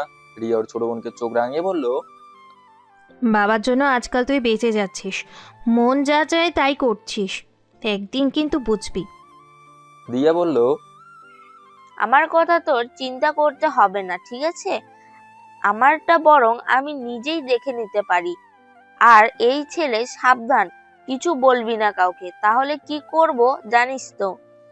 আমি ভয়ে ভয়ে বললাম, জি ম্যাডাম, বলতে হবে না, মাফ করে দিয়ে, আমি কাউকে কিছু বলবো না। দিয়া বের হয়ে যেতে যেতে বলল, মনে থাকে যেন। দিয়া বের হয়ে যেতে রিয়া আপু বলল, কাহিনী কি বলতো? আপু সেদিন আমাকে কিভাবে মেরেছে তো দেখলেন। আপনাদের ঝামেলায় পড়ে আমি আমার জীবনটা নষ্ট করতে চাই না, মাফ করেন। আমি আমার মতো কাজ শেষ করে বললাম, হয়ে গেছে আপু। রিয়া আপু বলল, ঠিক আছে নিচে চল। নিচে যাওয়ার পর স্যার বলল, তা কাজ কি হয়েছে নাকি? জি স্যার, সবকিছু ঠিকঠাক মতোই হয়েছে। এখন কত টাকা লাগবে তোমার? কাজ করেছি আমি, তবে স্যার আপনার ইচ্ছে হলে দিবেন, নলে থাক। মনে করেন আমি ফ্রিতেই করে দিলাম। আমার কথা শুনে স্যার রেগে গেল, তিনি দাঁড়িয়ে বলল, এই ছেলে, তোর তো সাহস কম না, আমার বাসায় এসে বলিস আমাকে ফ্রিতে কাজ করে দিতে? এত সাহস তোর না? নাকি এখন আবার তোরে মারতে হবে? এর মাঝে দিয়া উপর থেকে নিচে নেমে বলল, দেখেছো বাবা এই ছেলের সাহস? আমি তো আগেই বলেছিলাম ওদের নজর ভালো না, এজন্য যত তাড়াতাড়ি পারো বিদায় করে দাও। আমি চুপচাপ দাঁড়িয়ে আছি দেখে রিয়া আপু আমাকে বলল, তুই বাসায় যা, পরে তোরে যা দেওয়ার আমি দিয়ে দিব। এখান থেকে আর ঝামেলা করতে হবে না। আমার বোনের যেমন মাথা খারাপ হয়ে গেছে, তেমনি আমার বাবার মাথাটাও গেছে। সামান্য একটা বিষয় নিয়ে আর ঝগড়া করতে হবে না। হঠাৎ আমার নজর গেল রিয়াপুর মাথার উপরে। ওনার মাথার উপরে একটা ফুলদানি আছে, মনে হচ্ছে যেন ওটা কিছুক্ষণের ভেতরেই পড়ে যাবে। বলতে না বলতেই ওটা ছিঁড়ে যাচ্ছে। মনে হচ্ছে আমি তাড়াতাড়ি রিয়াপুকে জোরে ধরে দূরে নিয়ে পড়লাম, আর ফুলদানিটা রিয়াপু যেখানে দাঁড়িয়ে ছিল সেখানেই পড়ছে। রিয়াপুকে ছেড়ে দাঁড়াতেই দিয়ে আমার সামনে এসে ঠাস ঠাস করে আমার গালে একটা চড় দিয়ে বলল, তোর সাহস কিভাবে হয় রে আমার বোনকে জড়িয়ে ধরার? আমি মাথা নিচু করে বললাম, সরি ম্যাডাম, মাফ করে দিয়েন। আমার তো উচিত ছিল ওনাকে জায়গা থেকে না সরানো, কিন্তু আপনাদের ভিতরে কোনো মনুষ্যত্ব নাই। তবে রিয়াপুর মন খুব ভালো। আপনি যদি আমার সামনে মারা যান আমি কিছু বলবো না, কিন্তু আমার সামনে রিয়াপু মারা যাবে এটা আমি হতে দিতে পারি না। আর হ্যাঁ, এত কথা বলে কোনো লাভ নেই। যদি ভুল হয়ে থাকে মাফ করে দেবেন। রিয়াপু, সরি, ভুল হয়েছে, আমার মাফ করে দেবেন। আমি ফুলদানির দিকে একবার তাকিয়ে দেখি ওটা নিচে পড়ে ভেঙে টুকরো টুকরো হয়ে গেছে। যদি এটা রিয়াপুর উপর পড়তো তাহলে কি হতো? মানুষ ঠিকই বলে যে কারো উপকার করতে যেও না, উল্টা পরে তোমার পেছনেই বাস দেবে। আমি বাস থেকে বের হয়ে যাচ্ছি, তখন পেছন থেকে রিয়া আপু বলল, এই ছেলে, দাঁড়াও তুমি। আমি পেছনে তাকে বললাম, সরি বলছি তো আপু, মাফ করে দিবেন। আর দোয়া করি যেন আপনাদের বাসায় আর না আসতে হয়। এই কথা বলে বাস থেকে বের হয়ে গেলাম। কেন যে আমি এসব করতে গেলাম, উল্টো থাপড় খেলাম আমি। ভাবছিলাম আমাদের এখানকার মেয়র হয়তো একটু ভালো হবে, কিন্তু কে জানতো উনি এতটা বাজে মানুষ। বাসায় যাওয়ার পর দেখি আম্মু বিছানায় শুয়ে আছে। আমি আম্মুর পাশে বসে বললাম, কি করো আম্মু তুমি? অসুস্থ নাকি যে এই অবেলায় শুয়ে আছো? না বাবা, অসুস্থ না, এমনিতে আজকে ভালো লাগছে না। আম্মুর পাশে বসে বললাম, কেন আম্মু, কেউ কি কিছু বলছে? আরে না বাবা, আমাকে আবার কে কি বলবে? যা, হাত মুখ ধুয়ে খেয়ে নে, আমি একটু ঘুমাই। আচ্ছা আম্মু, আমি তাহলে গেলাম। রুমে ঢুকে ফ্রেশ হয়ে ফারজানা আপুর বাসার সামনে চলে গেলাম। দরজায় কলিং বেল দিতেই আপু দরজা খুলে দিল। দরজা খুলে দিয়ে আপু আমাকে দেখে বলল, কি রে লাদেন, তুই আজকে কি মনে করি আমার বাসায় আসা শুনি? আমি ভেতরে ঢুকে বললাম, কেন আমি আপনার বাসায় আসতে পারি না নাকি? আরে না, আমি তো সেটা বলি নাই। ফারজানা আপুর দিকে তাকিয়ে আমি বোকা হয়ে গেলাম। তাড়াতাড়ি মাথা নিচু করে বললাম, আপু যদি ওড়না একটু ব্যবহার করতেন তাহলে বেশ ভালো হতো। আপু বলল, তুই তো আমার নিজের মানুষ, এভাবে বললি কেন? আপুর কথা শুনে কি বলবো আমি সেটা বুঝতে পারছি না। আসলে আপু একটা পাতলা একটা গেঞ্জি পরছে। যাক, আমি নিজের চোখ কন্ট্রোল করে বললাম, আপু আমার কয়েকটা টাকা লাগতো, ধার দিতে পারবেন? টাকা লাগলেই আমাকে মনে হয় নাকি, আর নইলে মনে হয় না? কি যে বলেন না আপনি, আর আপনি তো আমার বড় বোনের মতো, আপনাকে আমার মনে হবে না কেন? আপু হাসি দিয়ে বলল, তোরে তো আমি ভালো করেই চিনি, তার টাকা দিয়ে কি করবি শুনি? গার্লফ্রেন্ডকে কিছু গিফট করবি নাকি? আমার মতো গরিব ছেলে আবার গার্লফ্রেন্ড আসবে কোথা থেকে? প্রেম করবি তুই? আমার কাছে একটা মেয়ে আছে, তবে মেয়েটা সিনিয়র, তাকে তুই আপু বলে ডাকিস। যদি বলিস তো কার কথা বলছেন আপু? এই মনে কর তোর খুব কাছের মানুষ, তুই তাকে খুব চিনিস। না আপু থাক, আমি এসব করতে একদম রাজি না। মাফ করেন আমাকে, এখন কিছু টাকা দেন। মনে হচ্ছে জোর করে আমার কাছ থেকে টাকা নিবি। দূর চাই, জানতো আপনি আমার টাকার দরকার নেই। আরে এত রাগিস কেন? বস এখানে। আমি বিছানায় বসে বললাম, আপনি কি এখানে একা থাকেন আপু? আঙ্কেল বা আন্টি? ওনারা গ্রামে থাকে। আচ্ছা, খাবি কিছু? না আপু, কিছু খাবো না। আচ্ছা যা, আমার ব্যাগ থেকে টাকা নিয়ে নে। পারবো না আপু, আপনি দেন। আপু আমার দিকে তাকিয়ে বলল, আরে তোরে একটা বুদ্ধি দেই আমি, ধনী একটা মেয়ে দেখে বিয়ে করে নে, এত পরিশ্রম করতে হবে না। তোর মতো হ্যান্ডসাম একটা ছেলের শরীর থেকে যদি কাজের ঠেলায় ঘাম বের হয়, তাহলে বিষয়টা কেমন দেখায় বল তো? বুঝলাম আমি আপনার কাছে এসে ভুল করেছি। শুধু উল্টাপাল্টা কথা বলেন, ভাল লাগে না এসব। আর আমি আমার নিজের মতো সুখী আছি, কাউকে দরকার নেই আমার। আপু আমার হাতে কিছু টাকা দিয়ে বলল, এগুলো তুই রেখে দে, দেওয়া লাগবে না আর আমাকে। আমি টাকা নিয়ে দরজার কাছে গিয়ে বললাম, আসলে আপুর বলতে লজ্জা হচ্ছে, আমার আম্মুর শাড়িটা ছিঁড়ে গেছে, টাকাও নেই আমার কাছে, এজন্য। আমার কাছ থেকে কি এই জন্য টাকা চাইতে হয় বোকা ছেলে? সরাসরি আমার ব্যাগ থেকে টাকা নিয়ে নিবি। তোরে আমি কোনো কিছুতে মানা করেছি বল? আপুর বাসা থেকে বের হয়ে মার্কেটে চলে গেলাম। আমার জন্য একটা শাড়ি কিনে বাসায় গেলাম। আম্মু শাড়িটা দেখে বেশ খুশি হয়েছে, তবে সেটা প্রকাশ করে নাই। উল্টা আমাকে বকা দিয়ে বললো, এতগুলো টাকা কেন আমি খরচ করেছি? টাকাগুলো থাকলে আমি কত কিছু করতে পারতাম। বুঝেন তো মায়ের মন। তবে আমি আমার আম্মুকে খুব ভালোবাসি, শুধু এটাই জানি পৃথিবীতে যা কিছুর ভালোবাসা আছে সব মিথ্যা, শুধু আমার কাছে আমার আম্মুর ভালোবাসাই সত্যি মনে হয়। সকালে রেডি হয়ে কলেজের উদ্দেশ্যে বের হলাম। পায়েমকে কল দিলাম, ওর ফোন বন্ধ বলছে। কি জানি ওর আবার কি হয়েছে, আজকে মনে হচ্ছে যেন একা একাই কলেজে যেতে হবে। কলেজের মাঠে যেতে দেখি রাসেল ভাই একটা মেয়েকে কোনো এক বিষয় নিয়ে যেন বকাঝকা করছে, আর মেয়েটা শুধু মাথা নিচু করে সবকিছু চুপচাপ সহ্য করছে। আমাকে দেখে রাসেল ভাই ডাক দিল। লাদেন, এইদিকে আয় তো। আমি রাসেল ভাইয়ের সামনে গিয়ে বললাম, ভাইয়া বলেন। আর ওকে এভাবে? আর বলিস না, আমার এক বন্ধু ওরে প্রপোজ করেছিল, কিন্তু উল্টা ও না করে ফেললো। ওর কত বড় সাহস, একবার চিন্তা করলি তুই? আমার বন্ধুকে না করে দিছে গালের মাঝে একটা। ভাইয়া সত্যি তো ও ভুল করেছে, থাক মাফ করে দিন। মাফ করে দিবি? আচ্ছা তুই ওর গালে জোর একটা থাপ্পড় দে তো, তাহলে মাফ করে দিব। এবার মেয়েটা মাথা তুলে বলল, বেশি হয়ে যাচ্ছে কিন্তু ভাইয়া। আপনি কলেজের সিনিয়র বলে যা ইচ্ছে তাই করবেন, আমি কিন্তু পরে স্যারকে সব কিছু বলে দিব। রাসেল ভাইয়া মেয়েটার চুলের মুঠি ধরে বলল, একে তো আমার বন্ধুকে না করলি, আবার বলিস স্যারকে সব কিছু বলে দিবি? তোর কোন বাবা আসবে, ডাক তো একটু দেখি আজকে তোর কি অবস্থা করি, দেখে তুই। ইতিমধ্যেই কলেজের সবাই তাকিয়ে তাকিয়ে আমাদের দেখছে। তবে এটা সত্যি যে কলেজের সবাই রাসেল ভাইকে ভয় পায়। পরিস্থিতি সামাল দিতে রাসেল ভাইয়ের কাছ থেকে মেয়েটাকে ছাড়িয়ে ওকে ঠাস করে একটা চড় দিয়ে বললাম, এই তুমি কি কলেজে নতুন আসছো? কাকে কিভাবে সম্মান করতে হয় তা জানো না? উনি আমাদের কলেজের সম্মানীয় একজন মানুষ, সবাই ওনাকে ভয় পায়। আজ থেকে যেখানে ওনাকে পাবে সালাম করবে। এখন এখান থেকে যাও বলছি। আমার কথা শুনে মেয়েটা চলে গেল। রাসেল ভাই বলল, কাজটা ঠিক করলি না লাদেন। আরে ভাই ও নতুন হয়তো এসেছে, এজন্য আপনাকে চেনে না। আপনার জন্য সিগারেট আনবো ভাইয়া? কথা ঘোরানোর চেষ্টা করছিস? আচ্ছা ঠিক আছে, ক্লাসে যা, কোনো সমস্যা হলে আমাকে বলবি, ঠিক আছে? আচ্ছা ভাইয়া, আমি ক্লাসের দিকে হেঁটে যাচ্ছি, গিয়ে দেখি কিছুক্ষণ আগে ভাইয়া যে মেয়েটাকে অপমান করছিল ও দাঁড়িয়ে দাঁড়িয়ে কান্না করছে।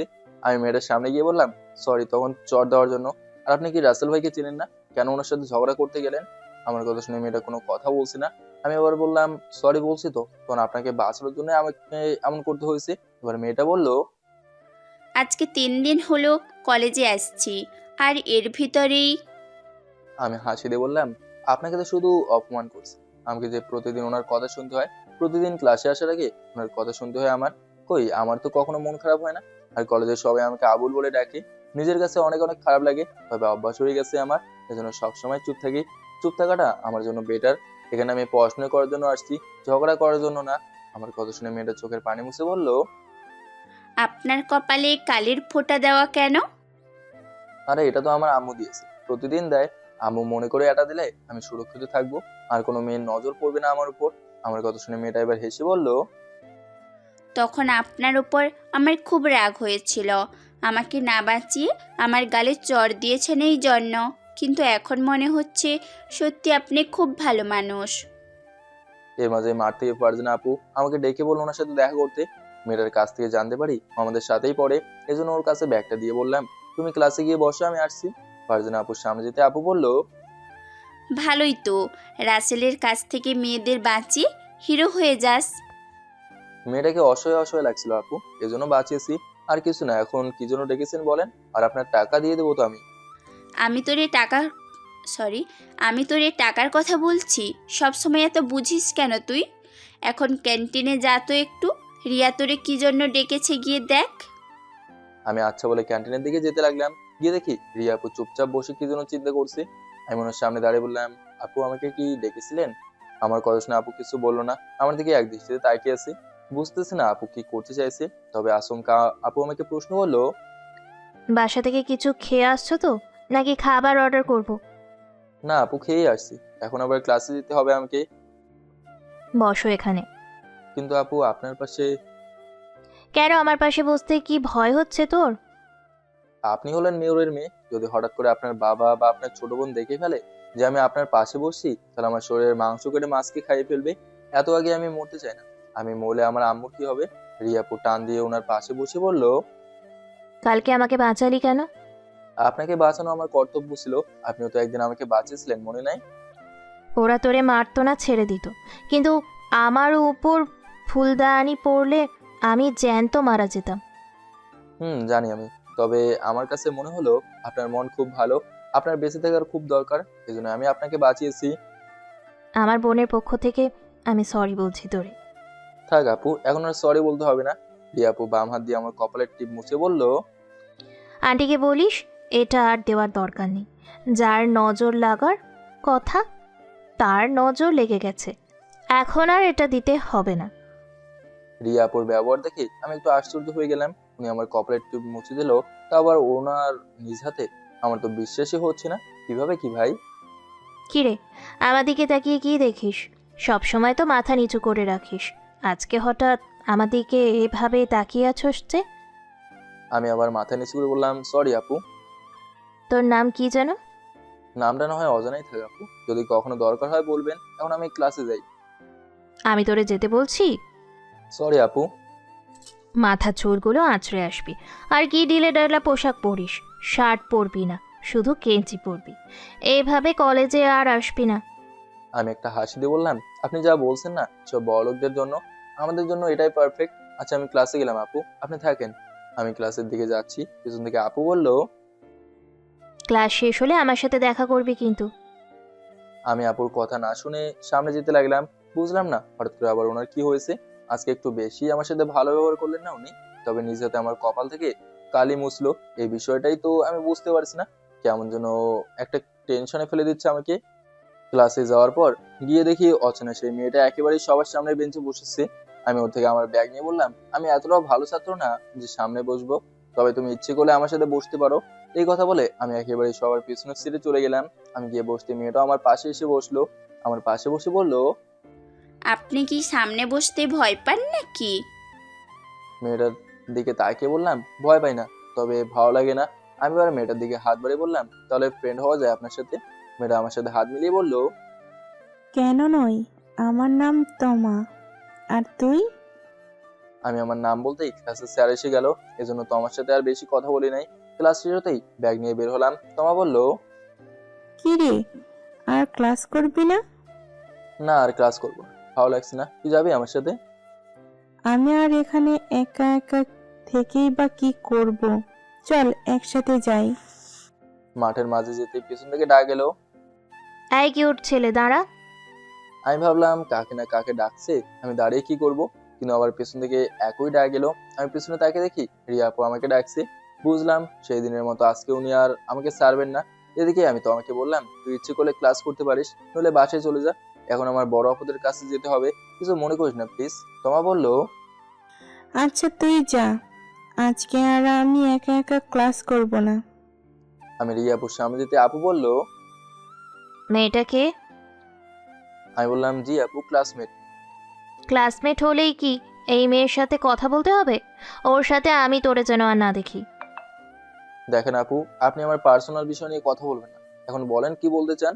ফারজানা আপু বলল, লাদেন, আমরা কিন্তু তোর সিনিয়র, বেয়াদবি করবি না। আচ্ছা আপু ঠিক আছে, সরি ভুল হয়েছে আমার, এখন তাহলে বাসায় চলেন আমরা যাই। রিয়া আপু বলল, ফারজানা, তুই বাসায় যা, আমার ওর সাথে একটু কাজ আছে। ফারজানা আপু আর কিছু বললো না, চুপচাপ বের হয়ে চলে গেল। তবে সেটা আমি কি কিছু একটা বুঝতে চেয়েছিল, কি যে বোঝাতে চেয়েছে এটাই তো আমি বুঝলাম না। ফারজানা আপু যাওয়ার পর রিয়া আপু আমার দিকে তাকিয়েছি, আমার চোখে চোখ রেখে বলল, আর কখনো আমার মুখের উপর কথা বলবি না। তুই আমার কাছের মানুষ বলে কিছু বললাম না, এখন চল আমার সাথে। রিয়া আপু সামনে যাচ্ছে আর আমি ওনার পেছনে পেছনে যাচ্ছি। মাঠ পেরোতেই গাড়ির সামনে গিয়ে আপু বলল, ভিতরে বস। আমি দাঁড়িয়ে বললাম, সেই যোগ্যতা আমার এখনো হয় নাই আপু, আমি গাড়ির ভেতরে বসতে পারবো না। আমি বললাম যাবি না। আপু আমি আপনার গাড়িতে করে যেতে পারবো না। রিয়াপুর ড্রাইভারকে বললো গাড়ি নিয়ে চলে যেতে, আর ড্রাইভার রিয়াপুর কথা মতো তাই করলো। এবার রিয়াপু আমার হাত ধরে বলল, এখন তো যাবি আমার সাথে। আপু আমার হাত ছাড়েন, পরে কেউ দেখলে অন্য কিছু বলবে। রিয়াপু আরো জোরে হাত ধরে বলল, আমাকে আপু বলবি না, শুধু রিয়া বলবি। তোরে কালকে আমি কলেজে সবার সামনে কিছু বলবো, তবে আমাকে কিন্তু ফিরিয়ে দিতে পারবি না। কি এমন বলবেন যে আপনাকে ফিরিয়ে দিতে পারবো না? তবে আপু কলেজের সবার সামনে বলতে হবে না, নীরবে বলবেন। আপনি এমনি মেয়রের মেয়ে, পরে কেউ গিয়ে আপনার বাবাকে বলবে আমি আপনার সাথে ঘোরাঘুরি করি, পরে আবারও 12টা বেজে যাবে। চিন্তা করিস না, আমি তোর সাথে থাকতে কেউ কিচ্ছু করতে পারবে না। এখন একটা রিক্সা ডাক দে। কি বলেন আপু, আমার সাথে আপনি রিক্সায় যাবেন? মাথা খারাপ হয়েছে আপনার? তোর জন্যই মাথা খারাপ হয়েছে আমার। এখন আমি যেটা বলবো তাই কর, আমাদের কিন্তু দেরি হয়ে যাচ্ছে। আমি রিক্সা ডাক দিতে রিয়া আপু আগে রিক্সা উঠে গেল। রিক্সা উঠে আমার দিকে হাত বাড়িয়ে বলল, আয়। আমি ভয়ে ভয়ে রিয়াপুর হাত ধরে রিক্সা উঠে গেলাম। রিক্সা উঠে যতটা সম্ভব আমি ওনার থেকে কিছুটা দূরে চেপে বসছি। রিয়াপু আমার হাত জড়িয়ে ধরে আমাকে কাছে টেনে নিয়ে বলল, কখনো আমার থেকে দূরে যাবি না। তুই কাছে থাকলে আমি কতটা সাহস পাই এটা তুই জানিস না। তুই আমার খুব কাছের মানুষ, তোরে দেখলে আমার আলাদা একটা শান্তি লাগে। রিয়াপু আমাকে ছাড়েন প্লিজ, আমরা যা করছি তা কিন্তু ঠিক না, আপনি নিজেকে প্লিজ ঠিক করেন। রিয়াপু উল্টা আমাকে ধমক দিয়ে বলল, চুপ করে বসে থাক বলছি, কোনো কথা বলবি না।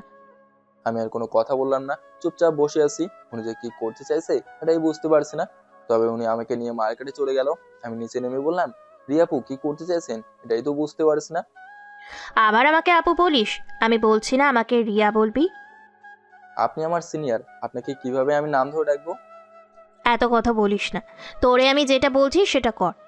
রিয়াপু মার্কেটে গিয়ে আমার যা যা দরকার সবকিছু কিনলো, আর আমার চুলগুলো পর্যন্ত ছাড়লো না। কি কাটিং দিল যে চুলে এটাই বুঝলাম না। সব শেষে মার্কেট করে বের হতেই রিয়াপু শপিং ব্যাগগুলো আমার হাতে দিয়ে বলল, এগুলো কালকে পরে কলেজে আসবি, আর আজকে নিজেকে আয়নায় দেখবি যে তোরে কতটা সুন্দর লাগছে। আপু এগুলো আমি নিতে পারবো না, আর আমার জন্য এত কিছু কেন করছেন? কোনো এক কারণ আছে তো, এখন বাসায় যা। রিয়াপু ফোন করে উনি বাসে যাওয়ার জন্য গাড়ি নিয়ে আসছে, উনি এই গাড়িতে উঠবে। তখন আমি ওনার হাত ধরে বললাম, আপু এগুলো নিয়ে যান প্লিজ। রিয়াপু চোখ গরম করে আমার দিকে তাকিয়ে বলল, আজ থেকে আমি যা বলবো আমার কথা তোর শুনতে হবে। আমি নতুন করে তোর জীবন সাজিয়ে দিব। মাঝে মাঝে কিছু পারফেক্ট জিনিস বেছে নিতে হয়, আমার কাছে তুই ঠিক ততটাই পারফেক্ট। আর যাই কিছু করি না কেন, আমি তোরে ছাড়তে পারবো না। তবে আজকে কিছু আর তোরে বলবো না, যা বলার কালকে বলবো। এখন বাসায় যা, আর কিছু চিন্তা করিস না। এই কথা বলে আপু পকেট থেকে আমার মানি ব্যাগ নিয়ে কিছু টাকা ঢুকে দিয়ে বলল, আমার এই জীবন শুধু তোর জন্য। সেদিন তুই আমাকে না বাঁচালে হয়তো আমি ওই পারে থাকতাম। তোর পুরো জীবনটা গুছিয়ে দেওয়ার দায়িত্ব আমি নিলাম। এখন বাসায় যা, ঠিক আছে? লক্ষ্মী ছেলে। এই কথা বলে রিয়া আপু গাড়িতে উঠে চলে গেল। উনি এতক্ষণ যে কি বললো আমি কিছুই বুঝলাম না। এখন বাসায় গেলে আম্মু আমাকে দেখে কি বলে কি জানি। আমি ওর দেরি করলাম না, একটা রিক্সা নিয়ে সরাসরি বাসে চলে গেলাম। বাসার ভিতরে গিয়ে দেখি আম্মু বসে বসে কাপড় সেলাই করছি। আমাকে দেখে বলল, এই ছেলে, তুমি কে? আর আমাদের বাসা কেন আসছো? আমি অবাক হয়ে বললাম, আম্মু তুমি আমাকে চিনতে পারছো না? আমি তোমার ছেলে। আম্মু দাঁড়িয়ে বলল, তাহলে তোর এই অবস্থা কেন? কলেজের সবাই আমাকে বোকা ছেলে বলে, যার যা ইচ্ছে তাই বলে, এই জন্য আমি নিজেকে পরিবর্তন করতে এইসব করছি। আচ্ছা ঠিক আছে, রুমে গিয়ে ফ্রেশ হয়ে নে। যেখানে আম্মু রেগে যাওয়ার কথা, সেখানে আম্মু আমাকে কিছু বললো না। কাহিনী কি? নাকি আম্মু আরো বেশি খুশি হয়েছে? ফ্রেশ হয়ে রুম থেকে বের হতেই আম্মু আমাকে নিজ হাতে খাওয়ালো। শেষে দরজা লাগিয়ে ঝাড়ুটা হাতে নিয়ে বলল, কোন মেয়ের পাল্লায় পরে এসব পরিবর্তন আমাকে বল, নইলে কিন্তু আজকে তোর 12টা বাজাবো। বিশ্বাস করো আম্মু।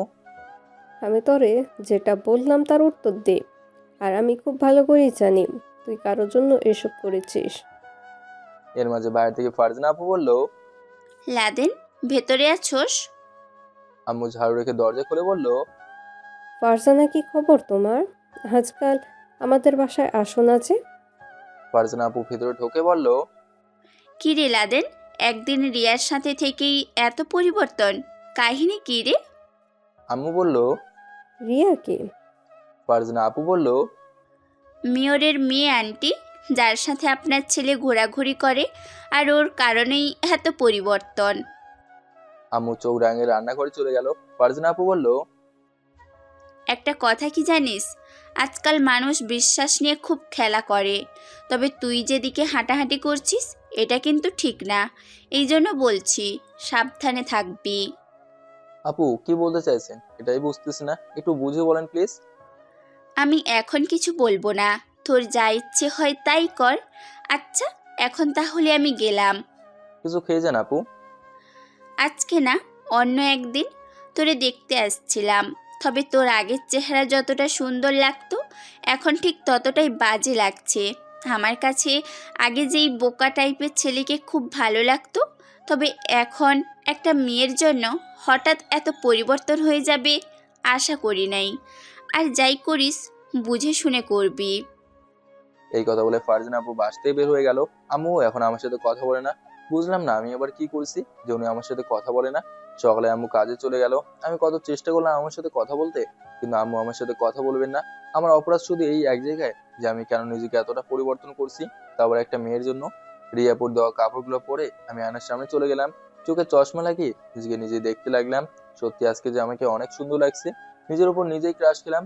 যাক, কলেজের সময় হয়ে গেছে, এখন কলেজে যাই। বাসা থেকে বের হয়ে একটু দাঁড়াতেই ফাহিম চলে আসলো। ফাহিম এসে আমাকে দেখে বলল, তুই কি সত্যি আমার বন্ধু?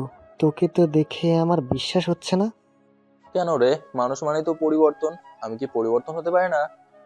আর যাই বলিস, কি বলবো তোরে, তোর এত পরিবর্তন দেখে সত্যি আমার খুব ভালো লাগছে। তবে আমি মেয়ে হলে তোর সাথে প্রেম করতাম। হয়েছে, থাক, তোর আর প্রেম করতে হবে না, এখন চল যাওয়া যাক। কিন্তু আমার মাথায় আসছে না যে হঠাৎ করে এত পরিবর্তন হলো কি করে। এর মাঝে একটা গাড়ি এসে আমার সামনে থামলো, আর গাড়ির ভেতর থেকে রিয়াপু বেরিয়ে আসলো। রিয়াপু আমাকে দেখে বলল, ও মাই গড, তুই এত সুন্দর! সত্যি আমি তো ওরে দেখে ক্রাশ খেয়েছি। থাক আপু, আর মজা করতে হবে না। এখন বলেন সকাল সকাল এখানে কি করেন? দাঁড়া একটু, ফারজানা আসবে। আর এই ছেলেকে? ওর নাম ফাহিম, আমার বেস্ট ফ্রেন্ড বলতে পারেন। ফারজানা আপু এসে আমাকে দেখে বলল, তবে এটাও সুন্দর লাগছে না আগের থেকে। আমি হেসে বললাম, থাক আপু, আর বলতে হবে না, এখন তাহলে আমরা যাই, আপনারা আসেন। রিয়া আপু আমার হাত ধরে বলল, যার জন্য এখানে আসলাম সে চলে গেলে হবে?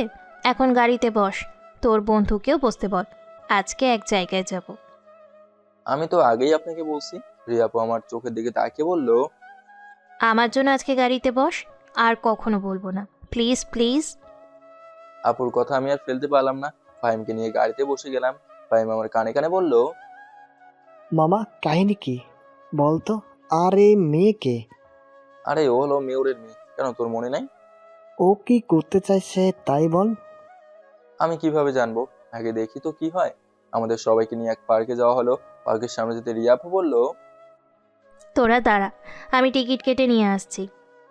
রিয়া আপু যেতেই একজন মুরব্বী এসে আমার সামনে দাঁড়ালো আর আমার কপালে হাত দিয়ে বলল, যেই আগুনে পুড়বি একেবারে ছাই হয়ে যাবি, সবকিছু হারিয়ে একদম একা হয়ে যাবি। এখনো সময় আছে, এখান থেকে পালা বলছি। যদি বাঁচতে চাস তো চলে যা। ওই মেয়েটা সবকিছু ধ্বংস করে দেবে, তোর জীবন বরবাদ করে দেবে। তুই এখান থেকে চলে যা। ফাহিম মুরব্বী চাচাকে কয়েক টাকা দিয়ে বলল, আপনি জানতো এখান থেকে, আমাদের বিরক্ত করবেন না প্লিজ। মুরব্বী চাচা হাসি দিয়ে বলল, আমি তোর ধ্বংস দেখতে পারছি। আমার কথা তো শুনলি না, একদিন বুঝবি আমি কি বললাম। আমি ওনাকে একরকম পাগল বলেই বিদায় করে দিলাম। এর মাঝে রিয়া আপু এসে বলল, চল সবাই ভিতরে, টিকিট হয়ে গেছে। আপু কলেজ রেখে আজকে এখানে কেন? আমি তোরে বলছি না আমাকে আপু বলবি না, এখন ভিতরে চল। এই কথা বলে রিয়া আপু আমার হাত ধরলো। ফারজানা আপু আর ফাহিম শুধু আমাদের দিকে তাকিয়ে আছে। ওরা বুঝতে পারছে রিয়া আপু আমার সাথে কি করতে চাইছে, আর ওরা বুঝবে কি আমি নিজেই তো বুঝতে পারছি না আমার সাথে কি করতে চাইছে। আমরা একটু ভেতরে যেতেই রিয়া আপু একটা ফুলের তোড়া নিয়ে আমার সামনে হাঁটু গেড়ে বসে বলল, আমি শুধু এখানে আসছি তোরে বিয়ের প্রপোজাল দিতে। আমি অন্যদের মতো বলবো না আমি তোরে ভালোবাসি, আমি শুধু এটাই বলবো যে আমাকে বিয়ে করবি তুই। হ্যাঁ, আমি মেয়রের মেয়ে, তাই বলে কি আমার মন নেই? আমারও তো মন আছে কাউকে পছন্দ করার। আমার মনে তোরে ধরেছে, আমার শুধু তোরেই চাই, আর কিচ্ছু লাগবে না। আমার এই সব গাড়ি বাড়ি কিচ্ছু লাগবে না। তুই যেভাবে রাখবি আমি সেভাবেই থাকবো। শুধু আমাকে তোর বউ করে নে। আমি জানি তুই আমাকে ফিরিয়ে দিবি না, আর আমি তোর জন্য সব কিছু করতে রাজি। আমাকে তোর বউ বানাবি, তোর বউ হতে খুব ইচ্ছে হয় আমার। বানাবি আমাকে তোর বউ? একবার শুধু বল আমাকে, আমি তোর অপেক্ষায় বসে আছি। আমি কি যে বলবো এটাই বুঝতে পারছি না। হঠাৎ করে রিয়া আপু এমন কিছু বলবে আমি বুঝতে পারছি না। আর রিয়া আপু কি আমার সাথে মজা করছে নাকি এটাই বুঝতে পারছি না। ফাহিমা আমার কাছে এসে আমার কানে কানে বলল, মামা রাজি হয়ে যা, মেয়ের বাবা কিন্তু এখানকার মেয়র। সারা জীবন কোনো কাজ করতে হবে না, বসে বসে খেতে পারবে। একবার শুধু রাজি হয়ে যা, আর মেয়ে তো ভালোই আছে, দেখতে শুনতে এতটাও খারাপ না। মামা রাজি হয়ে যা বলছি, কোনো কিছু চিন্তা করিস না। আমি এবার ফারজানা আপুর দিকে তাকালাম। তবে ফারজানা আপু আমাকে কিছু বলো না, উনি হয়তো কিছুটা অবাক হয়েছে। তবে রিয়া আপুর মতো সুন্দর একটা মেয়ে আমার বউ হবে, এর চাইতে খুশির খবর আর কি হতে পারে। আমি কাঁপা কাঁপা হাতে ফুলের তোড়াটা হাতে নিলাম। আর রিয়া আপু দাঁড়িয়ে আমাকে শক্ত করে জোরে ধরে বলল, আমি জানতাম তুই আমাকে গ্রহণ করবি। দেখিস আমি তোরে কতটা যত্নে রাখি, খুব খুব ভালোবাসবো তোরে।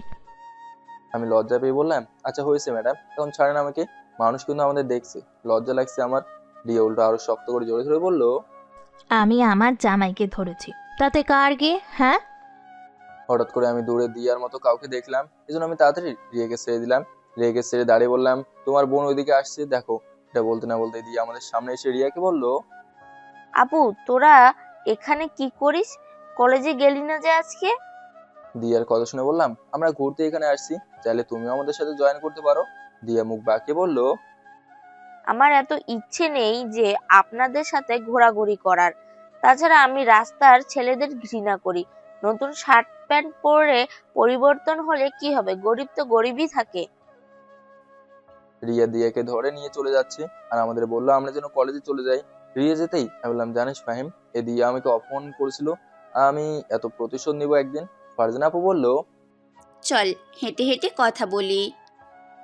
পার্ক থেকে বের হতেই ফাহিম বলল, জানিস আজকে আমি কতটা খুশি হয়েছি, অবশেষে আমার বন্ধুটাও একটা গার্লফ্রেন্ড পেয়ে গেল। ফাহিমের কথা শুনে ফারজানা আপু বলল, লাদেন, তুই কি সত্যি ওরে মন থেকে পছন্দ করিস? আপু রিয়ার সাথে আমি 2-3 দিন চলাচল করেছি, আমি জানি ওনার মন মেজাজ কতটা যে ভালো, আর যা হয়েছে বেশ ভালো হয়েছে। ও যদি থাকতে পারে তো আমার কোনো সমস্যা নেই। তোর কি মনে হয় এত সহজেই সব কিছু হয়ে যাবে? রিয়ার বাবাকে তো চিনিস তুই, উনি তোর কাছে ওনার মেয়েকে কখনো বিয়ে দিবে না। দেখো আপু, আমি এত কিছু জানি না, তবে রিয়া বলছে এইসব নিয়ে যেন আমি কোনো চিন্তা না করি, ও সবকিছু দেখে নেবে। সব কিছু যদি এত সহজ হতো তাহলে খুব ভালো হতো, তবে আমিও এটাই চাই, ভালোই ভালোই সব কিছু হয়ে যাক। আমরা আর কোনো কথা বললাম না। মাঠ পেরিয়ে ক্লাসের দিকে যাচ্ছি, হঠাৎ মনে হলো আজকে তো আর রাসেল ভাইয়ের কাছে যাওয়া হয় নাই। এই জন্য আমি ফাহিমকে বললাম তো একটু দাঁড়া, আমি আসছি। দোকানে গিয়ে আমি নিজের টাকায় সিগারেট কিনলাম। রাসেল ভাইয়ের সামনে গিয়ে ওনার হাতে সিগারেটের প্যাকেট দিতেই উনি চোখ ঘুরে আমার দিকে তাকিয়ে বললো, কি ব্যাপার বলতো, আজকে ডাকার আগেই যে চলে এলি? আমার মন বলছে আমি এসেছি। কোনো সমস্যা ভাই? না, সমস্যা নাই। একটা ছেলে দেখে বলল, ও ক্লাসে যাওয়ার আগে আমাকে সালাম দেয় নাই, কিন্তু কি করি বলতো? রাসেল ভাইয়ের কথা শুনে ছেলেটার গালে ঠাস করে একটা চড় দিয়ে ওর কলার ধরে বললাম, মানুষ চিনিস তুই? কলেজে কার সাথে কিভাবে কথা বলতে হয় তা জানিস না? বেয়াদবি করলে কলেজ থেকে লাথি মেরে বের করে দেবো। মাপ চা ওনার কাছে বলছি। আমার কথা মতো ছেলেটা ঠিক তাই কইলো। রাসেল ভাই ছেলেটাকে বলল, আচ্ছা, তুই এখন যা। ছেলেটা যেতে রাসেল ভাই কি বললো, তোর মাঝে কিছু এমন আছে তো যার কারণে তোরে আমার পছন্দ হয়। আজকে থেকে কলেজের কেউ যদি তোরে কিছু বলে শুধু আমাকে বলবি। এখন যা, ঠিক আছে? আমি রাসেল ভাইয়ের কাছ থেকে যেতেই ফাহিম বলল, বাবা, আজকাল মনে হচ্ছে তোর সাহস বেড়েই চলেছে। এর মাঝেই তমা এসে আমার হাত ধরে বলল, আমার গুলুমুলু বাবুটা কি করে? তোমার কথা শুনে আমি বুঝলাম যে ও মজা করছে। আমি ওর হাত শক্ত করে জড়িয়ে ধরে বললাম, তোমার বাবু এখন দাঁড়িয়ে আছে, তা হঠাৎ করে কই থেকে আসলেন? আমি কই থেকে আসলাম মানে? জানিস ক্লাসে কতক্ষণ বসেছিলাম, কিন্তু তোর কোনো খবর নেই। কোথায় ছিলে? আর বলিস না, একটু বিজি ছিলাম। চল ক্লাসে যাই। আর এই ছেলেটা? ও ফাহিম, আর ও তো আমার বেস্ট ফ্রেন্ড। ফাহিম, ও হলো তো আমার নতুন ফ্রেন্ড। ফাহিম একটা হাসি দিয়ে বলল, জানিস তো তুই অতিরিক্ত কোনো কিছুই ভালো না। তুই নিজেকে পরিবর্তন করবি, এটা আমি জানি, কিন্তু এতটা যে পরিবর্তন করবি ভাবতেও পারি নাই। এই জন্য আমি বলি কি, আমার কাছে সে আগের বোকা টাইপের বন্ধুটাই ভালো ছিল। এখন চল ক্লাসে যাই। বুঝলাম না ফাহিম আমাকে এইসব বললো কেন। আর আমার পরিবর্তন দেখে কি ওদের হিংসা হচ্ছে নাকি? মনে হচ্ছে তো সেটাই। ওরা চায় যেন আমি সারা জীবন বোকা হয়ে থাকি, কিন্তু না না, আমি তো সেটা হতে দেবো না। নিজের পরিবর্তন হওয়া খুব দরকার। মানুষের ফালতু কথা আর কতদিন শুনবো। ক্লাসের ভেতরে চলে যাচ্ছি, তখন পেছন থেকে রিয়া ডেকে বলল, লাদেন দাঁড়াও তো। রিয়াকে দেখে আমি দাঁড়িয়ে গেলাম। ফাহিম বলল, আজকে যে তুই ক্লাস করতে পারবি না এটা আমি খুব ভালো করেই জানি। আমি এখন গেলাম, তুই থাক। এই কথা বলেই ফাহিম চলে গেল। তমা ইশারা করে বলল, কাহিনী কি রে? পরে তোরে বলবো, এখন তুই ক্লাসে যা, ঠিক আছে? রিয়া এসে আমার হাত ধরে আমাকে টেনে মাঠে নিয়ে গেল আর বলল, তোরে কতবার বলছি এই মেয়ের সাথে যেন তোরে না দেখি। আমি রিয়ার চোখে তাকিয়ে বললাম, আমার এই এক মনে তো শুধু তুমি, তুমি ছাড়া আমার কেউ আছে বলো? রিয়া একটু লজ্জা পেয়ে বলল, এভাবে তাকিয়ে দেখবি না আমাকে, আমার লজ্জা করে না। তা ম্যাডাম, এখন তো আমার ক্লাসে যেতে হবে নাকি? আজকে মনে হয় আমার একটা পরীক্ষা আছে। আরে রাখ তোর পরীক্ষা, আজকে আর পরীক্ষা দিতে হবে না। আর পড়াশোনা করে কি করবে? আমার বাবার টাকা কম আছে, আমার নামে 5টা বাসা আছে, সবগুলো তোমাকে আমি দিয়ে দিব, কারণ তুমি তো আমার একমাত্র স্বামী। রিয়ার কথা শুনে মনে মনে বললাম, আসলে এত পরিশ্রম করে কি লাভ? তার চেয়ে ওরা ওকে আমি বিয়ে করে নেই। ওর বাবার তো টাকা পয়সা কম নেই, আর রিয়ার যা কিছু আছে সব তো আমার। ভাবতে আমার কতটা যে ভালো লাগছে বলার বাইরে। আমি রিয়ার হাত ধরে বললাম, সত্যি কথা বলছো তো তুমি? আরে আমার সব কিছু তো তুমি, আমি কি তোমার সাথে মিথ্যে কথা বলতে পারি? আমার অনুভবে তুমি, আমার চিন্তা ভাবনায় তুমি, আমার প্রতি মুহূর্তে চলার পথের সাথী তুমি, আমার ঘুমের মাঝে জড়িয়ে ধরে রাখা পুরুষটা তুমি, ঝগড়া করার জন্য তুমি, ভালোবাসার জন্য তুমি, এই হৃদয়ে তুমি, প্রতিটা ঘন্টা প্রতিটা মিনিট জুড়ে তুমি, রাস্তায় হাত ধরে চলার মানুষটা তুমি, আমার পাশে সুন্দর সুপুরুষ তুমি, সব কিছুতে তুমি, শুধু তুমি আর তুমি। এখন বলো, এখন বলো, তোমাকে ছাড়া কি করে বাঁচবো আমি? রিয়া হাত ঠোঁটের কাছে নিয়ে এসে আলতো করে একটা চুমু দিয়ে বললাম, এভাবে বলবে না, হলে আমি পাগল হয়ে যাব। আমি চাই তুমি পাগল হয়ে যাও, আর আমি তোমার পাগলি হতে চাই, যেন আমাদের দেখে সবাই এক বাক্যে বলতে পারে, দেখো বিশ্ব প্রেমিক প্রেমিকা আসছে। আমি শুধু তোমাকে মগ্ন হতে চাই, আমার শাড়ি ধরে রাখার অধিকার শুধু তোমাকে দিতে চাই, আমার শরীরে যেন প্রতি মুহূর্তে তোমার ছোঁয়া পাই। তুমি আমার সব কিছু, তুমি আমার জনম জনম ভালোবাসা। রিয়ার মুখে হাত দিয়ে চেপে ধরে বললাম, হয়েছে ম্যাডাম, আর কিছু বলতে হবে না। আমি তো আপনার জন্য এমনিই পাগল হয়ে গেছি। এখন তো আপনাকে আমি এক নজর না দেখে থাকতে পারবো না। হয়তো আপনি আমার সিনিয়র, এরপরে আমি শুধু আপনাকেই চাই। বউ হবেন আমার, আমার সাথে গরিব বিল্ডিং এ থাকতে পারবেন তো? রিয়া আমার গলা জড়িয়ে ধরে বলল, গরিব ঘরে থাকবো কেন? আমার কি কম আছে নাকি? আমার যা কিছু আছে সব কিছু তোমার, বুঝলে? এখন চলো আমার বাসায় যাই। আগে ছাড়েন আমাকে। আমার কথা শুনে রিয়া আমাকে ছেড়ে বলল, তো চলো এখন। আরে বাবা, এখন আমি বাসায় তোমাকে নিয়ে যেতে পারবো না। আমার আম্মু কতটা রাগী মানুষ তুমি হয়তো এটা জানো না। আরে তোমার বাসায় যাবো না তো এখন, আমাদের বাসায় চলো। তোমার সাথে আমাকে দেখলে তোমার বাবা আমাদের অবস্থা খারাপ করে ফেলবে। আরে আজকে বাসায় কেউ নেই, চলো তো, তোমার সাথে একাকিত্ব কিছুটা সময় কাটাবো। দরকার নাই ম্যাডাম, বিয়ের আগে আমরা কোনো উল্টাপাল্টা কাজ করব না। যা করার বিয়ের পর করব। এই, তোমার মাথায় কি গোবর ভরা নাকি? হ্যাঁ, সব সময় নেগেটিভ চিন্তা ভাবনা করো। আজকে আমাদের বাসায় কেউ নেই, এই জন্য একাকিত্ব সময় কাটাবো আমরা, যাতে আমাদের কেউ বিরক্ত করতে না পারে, এই জন্য। রিয়ার হাত ধরে আমি আবার বললাম, সরি ম্যাডাম গো, আমার ভুল হয়ে গেছে। আচ্ছা সাহেব, এখন চলেন। আমি দুই পাশ না ভেবে রিয়ার পেছনে পেছনে যেতে লাগলাম। রিয়া গাড়ির দরজা খুলে দিয়ে বলল, বসেন সামনে। গাড়ির ড্রাইভার কোথায়? কেন, আমি আছি না? আজকে আমি ড্রাইভার আর আপনি গাড়ির মালিক, ঠিক আছে স্যার? আমি গাড়িতে উঠে বসলাম। তো আপনি আসেন ম্যাডাম। রিয়া আমার পাশে বসে গাড়ি চালাতে লাগলো। আমি ওকে জোরে ধরে ওর চুলের ঘ্রাণ নিতে লাগলাম। রিয়ার চুলের ঘ্রাণ এত মিষ্টি মনে হচ্ছে যেন আমাকে পাগল করে দিচ্ছে। এই, কি করছো তুমি? আমাকে ছাড়ো বলছি, আমার কিন্তু পরে ফিলিং চলে আসবে, আমি কিন্তু গাড়ি চালাতে পারবো না।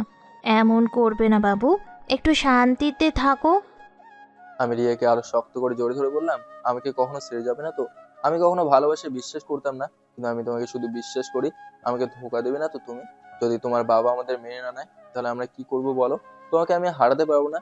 রিয়া এক হাত দিয়ে আমার গলা জড়িয়ে ধরে আরেক হাত দিয়ে গাড়ি চালাতে চালাতে বলল, বাবা যদি আমাদের মেনে না নেয় তাহলে বাবার বিরুদ্ধে যুদ্ধ করব আমরা, আর বাবা যদি তোমার কারণে আমাকে ত্যায্যপুত্রী করেন দেন, তাও আমার কোনো সমস্যা নেই।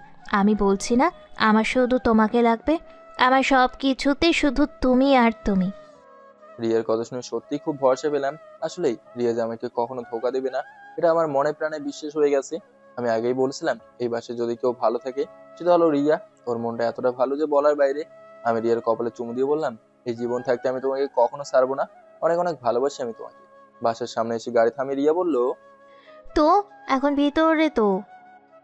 ভিতরে সত্যিই কেউ তো নাই। আরে বাবা, আমি থাকতে এত ভয় পাও কেন? চলো তো ভিতরে। আর বাসায় কেউ নেই, আমি তোমাকে আগেই তো বলছি। বাবা গিয়েছে অফিসে, আর দিয়া হয়তো কোথাও ঘোরাঘুরি করতে বের হয়েছে। ভিতরে যেতে ফাহিম কল দিল। ফাহিম কল দিয়ে বলল, কিরে লাদেম, পরীক্ষা দিবি না? কিছুক্ষণের মধ্যেই তো পরীক্ষা শুরু হয়ে যাবে। এই পরীক্ষা না দিলে কিছু হবে না, বাদ দে, তুই মনোযোগ দিয়ে পরীক্ষা দে, ঠিক আছে? এই কথা বলে আমি ফোন কেটে দিলাম। রিয়া আমার হাত জোরে ধরে বলল, এত পড়াশুনো করে কে কি করেছে বলো? এইসব করে কি কোনো চাকরি পাবে তুমি? অযথা সময় নষ্ট করবে। এর থেকে নিজের লাইফে ফোকাস দাও, তাহলে অনেক কিছু করতে পারবে। আর আমি তো তোমার পাশে আছি নাকি? রিয়া আমাকে টেবিলে বসে বলল, নাও, আমি তোমাকে খাইয়ে দিচ্ছি। সকালে মনে হয় কিছুই খাও নয়। কি বলবো, টেবিলে খাবারের এত আইটেম দেখি তো আমার জিভে পানি চলে এলো। এক এক করে রিয়া খাইয়ে দিচ্ছে আর আমি খাচ্ছি। মাঝে মাঝে ওকেও আমি খাইয়ে দিচ্ছি। খাওয়া শেষ হতে রিয়া বলল, বাবু তুমি সব কিছু ঘুরে ঘুরে দেখো, আমি গোসল করে ফ্রেশ হয়ে আসছি। আমিও আসি তোমার সাথে, কি বলো? তোমাকে নিজ হাতে গোসল করে দেবো। আমার কথা শুনে রিয়া আস্তে করে গালে একটা থাপ্পড় দিয়ে বলল, এই বাসায় আসার আগে কত ভালো কথা তো বলছিলে, এখন মনের ভিতরে নেগেটিভ। হ্যাঁ, একেবারে কিন্তু মেরে ফেলবো। আচ্ছা ম্যাডাম, আমার ভুল হয়ে গেছে। এখন আপনি যান, তাড়াতাড়ি গোসল করে আসেন। এই দিকে আসো তো। রিয়া আমার মাথা টেনে ধরে ওর ঠোঁটের সাথে আমার ঠোঁট চেপে ধরলো, কিছুক্ষণ পর ছেড়ে দিয়ে বলল, এখন লক্ষ্মীর ছেলের মতো বসে থাকো, ঠিক আছে বাবু? আমি একটু গোসল করে আসি। আমি বললাম, আচ্ছা ম্যাডাম ঠিক আছে, তাড়াতাড়ি করবেন, তবে মাঝে মাঝে একটু কিস টিস খাওয়াবেন, তাহলে মন প্রাণ সবকিছু ভালো থাকবে। আপনার ঠোঁটে যে এত মিষ্টি আছে এটা আমি জানতাম না। এই মিষ্টি খাওয়ার জন্য হলেও তো প্রতিদিন একবার আপনার কাছে আসতে হবে, my dear senior madam. Riya হাসতে হাসতে রুমের ভেতরে যেতে যেতে বললো, আমিও তো এটাই চাইছিলাম গো আমার বাবুর আব্বু। রিয়া ভেতরে যাওয়ার পর আমি একা একা বসে আছি। একা একা বসে থাকা ভালো লাগছে না, এজন্য ঘুরে ঘুরে ওদের বাসা দেখছি। হঠাৎ করে রিয়ার বাবার একটা ছবি দেখলাম, এজন্য ভাবলাম এটা হয়তো রিয়ার বাবার রুম। আমি আর মনে ওনার রুমে ঢুকে গেলাম। বাবা, কি উন্নত আকারের রুম! এখানে যা জিনিসপত্রগুলো আছে সবগুলোই মনে হচ্ছে যেন দামি দামি। হঠাৎ করে দেওয়ালে আমার একটা ঘড়ির উপর নজর পড়লো। কি আশ্চর্যভাবে ঘড়ির কাঁটা ঘুরছে, মনে হচ্ছে যেন এর ভেতরে কোনো রহস্য লুকিয়ে আছে। আমি ঘড়ির কাছে গিয়ে ওটার উপর হাত রাখলাম, কিন্তু মনে হচ্ছে যেন ওটা আমাকে ভেতরে টানছে। আমি জোরে হাতটা টান দিলাম, কিন্তু ঘড়ির সাথে মনে হচ্ছে যেন আমার হাত আটার মতো লেগে গেছে। জোরে একটা টান দিতে হাতটা বেরিয়ে আসলো, আর আমাকে আশ্চর্য করে দিয়ে ফ্লোরের নিচে গোপন একটা সিঁড়ি ভেসে আসলো। দেখি তো আমি বোকা হয়ে গেলাম। এটা আবার একটা ঘর মনে হচ্ছে, রিয়ার বাবার বানানো। আমি নিচে ঘরে কি আছে দেখতে সিঁড়ি বেয়ে নিচে নেমে যাচ্ছি। নিচে যেতে আমার চোখ কপালে উঠে গেল। যেটা জ্যান্ত মানুষের মাথার শরীর থেকে আলাদা হয়ে পড়ে আছে, আর নিচে রক্তে লাল হয়ে আছে। ভয়তো আমার শরীর ঘামে ভিজে যাচ্ছে। এখানে সব কি? আমার এতটা পরিমাণের ভয় আর কখনো লাগে নাই। হঠাৎ মনে হলো যেন উপর থেকে একটা রক্তের ফোঁটা আমার উপরে এসে পড়লো। উপরে তাকে দেখে একটা মানুষের দেহ টাঙানো আছে, আর শরীর থেকে চামড়া আলাদা করানো। আমি দৌড়ে উপরে চলে গেলাম, ঘড়ির মাঝে হাত রেখে টান দিয়ে আবার হাত নিয়ে আসলাম। গোপন রাস্তা বন্ধ হয়ে গেল। ভয়ে আমার পুরো শরীর ঘেমে যাচ্ছে, মনে হচ্ছে যেন প্যান্ট ভিজে যাবে আমার। কি দেখলাম আমি এসব? একজন মানুষ আরেকজন মানুষকে কিভাবে মারতে পারে? আমার শরীরে যেন কাঁপুনি সৃষ্টি হয়ে গেল। হঠাৎ করে বাইরে রিয়ার কণ্ঠ শুনলাম। আমি তাড়াতাড়ি বের হয়ে বললাম, হুম হুম রিয়া বলো। রিয়া আমার কাছে এগিয়ে এসে বলল, কোথায় ছিলে? আমি ভয়ে ভয়ে বললাম, এই তো বাসাটা ঘুরে দেখছিলাম। রিয়া আমার কপালে হাত দিয়ে বলল, তোমার মাথা থেকে ঘাম বের হচ্ছে কেন? কি হয়েছে বলো তো? কিছু হয় নাই রিয়া, আমি এখন বাসে যাব, তোমার সাথে পরে কথা হবে।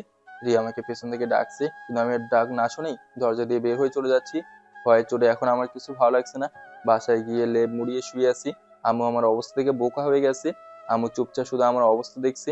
বিছানায় শুয়ে কখন যে আমি ঘুমিয়ে গেলাম বলতে পারি না।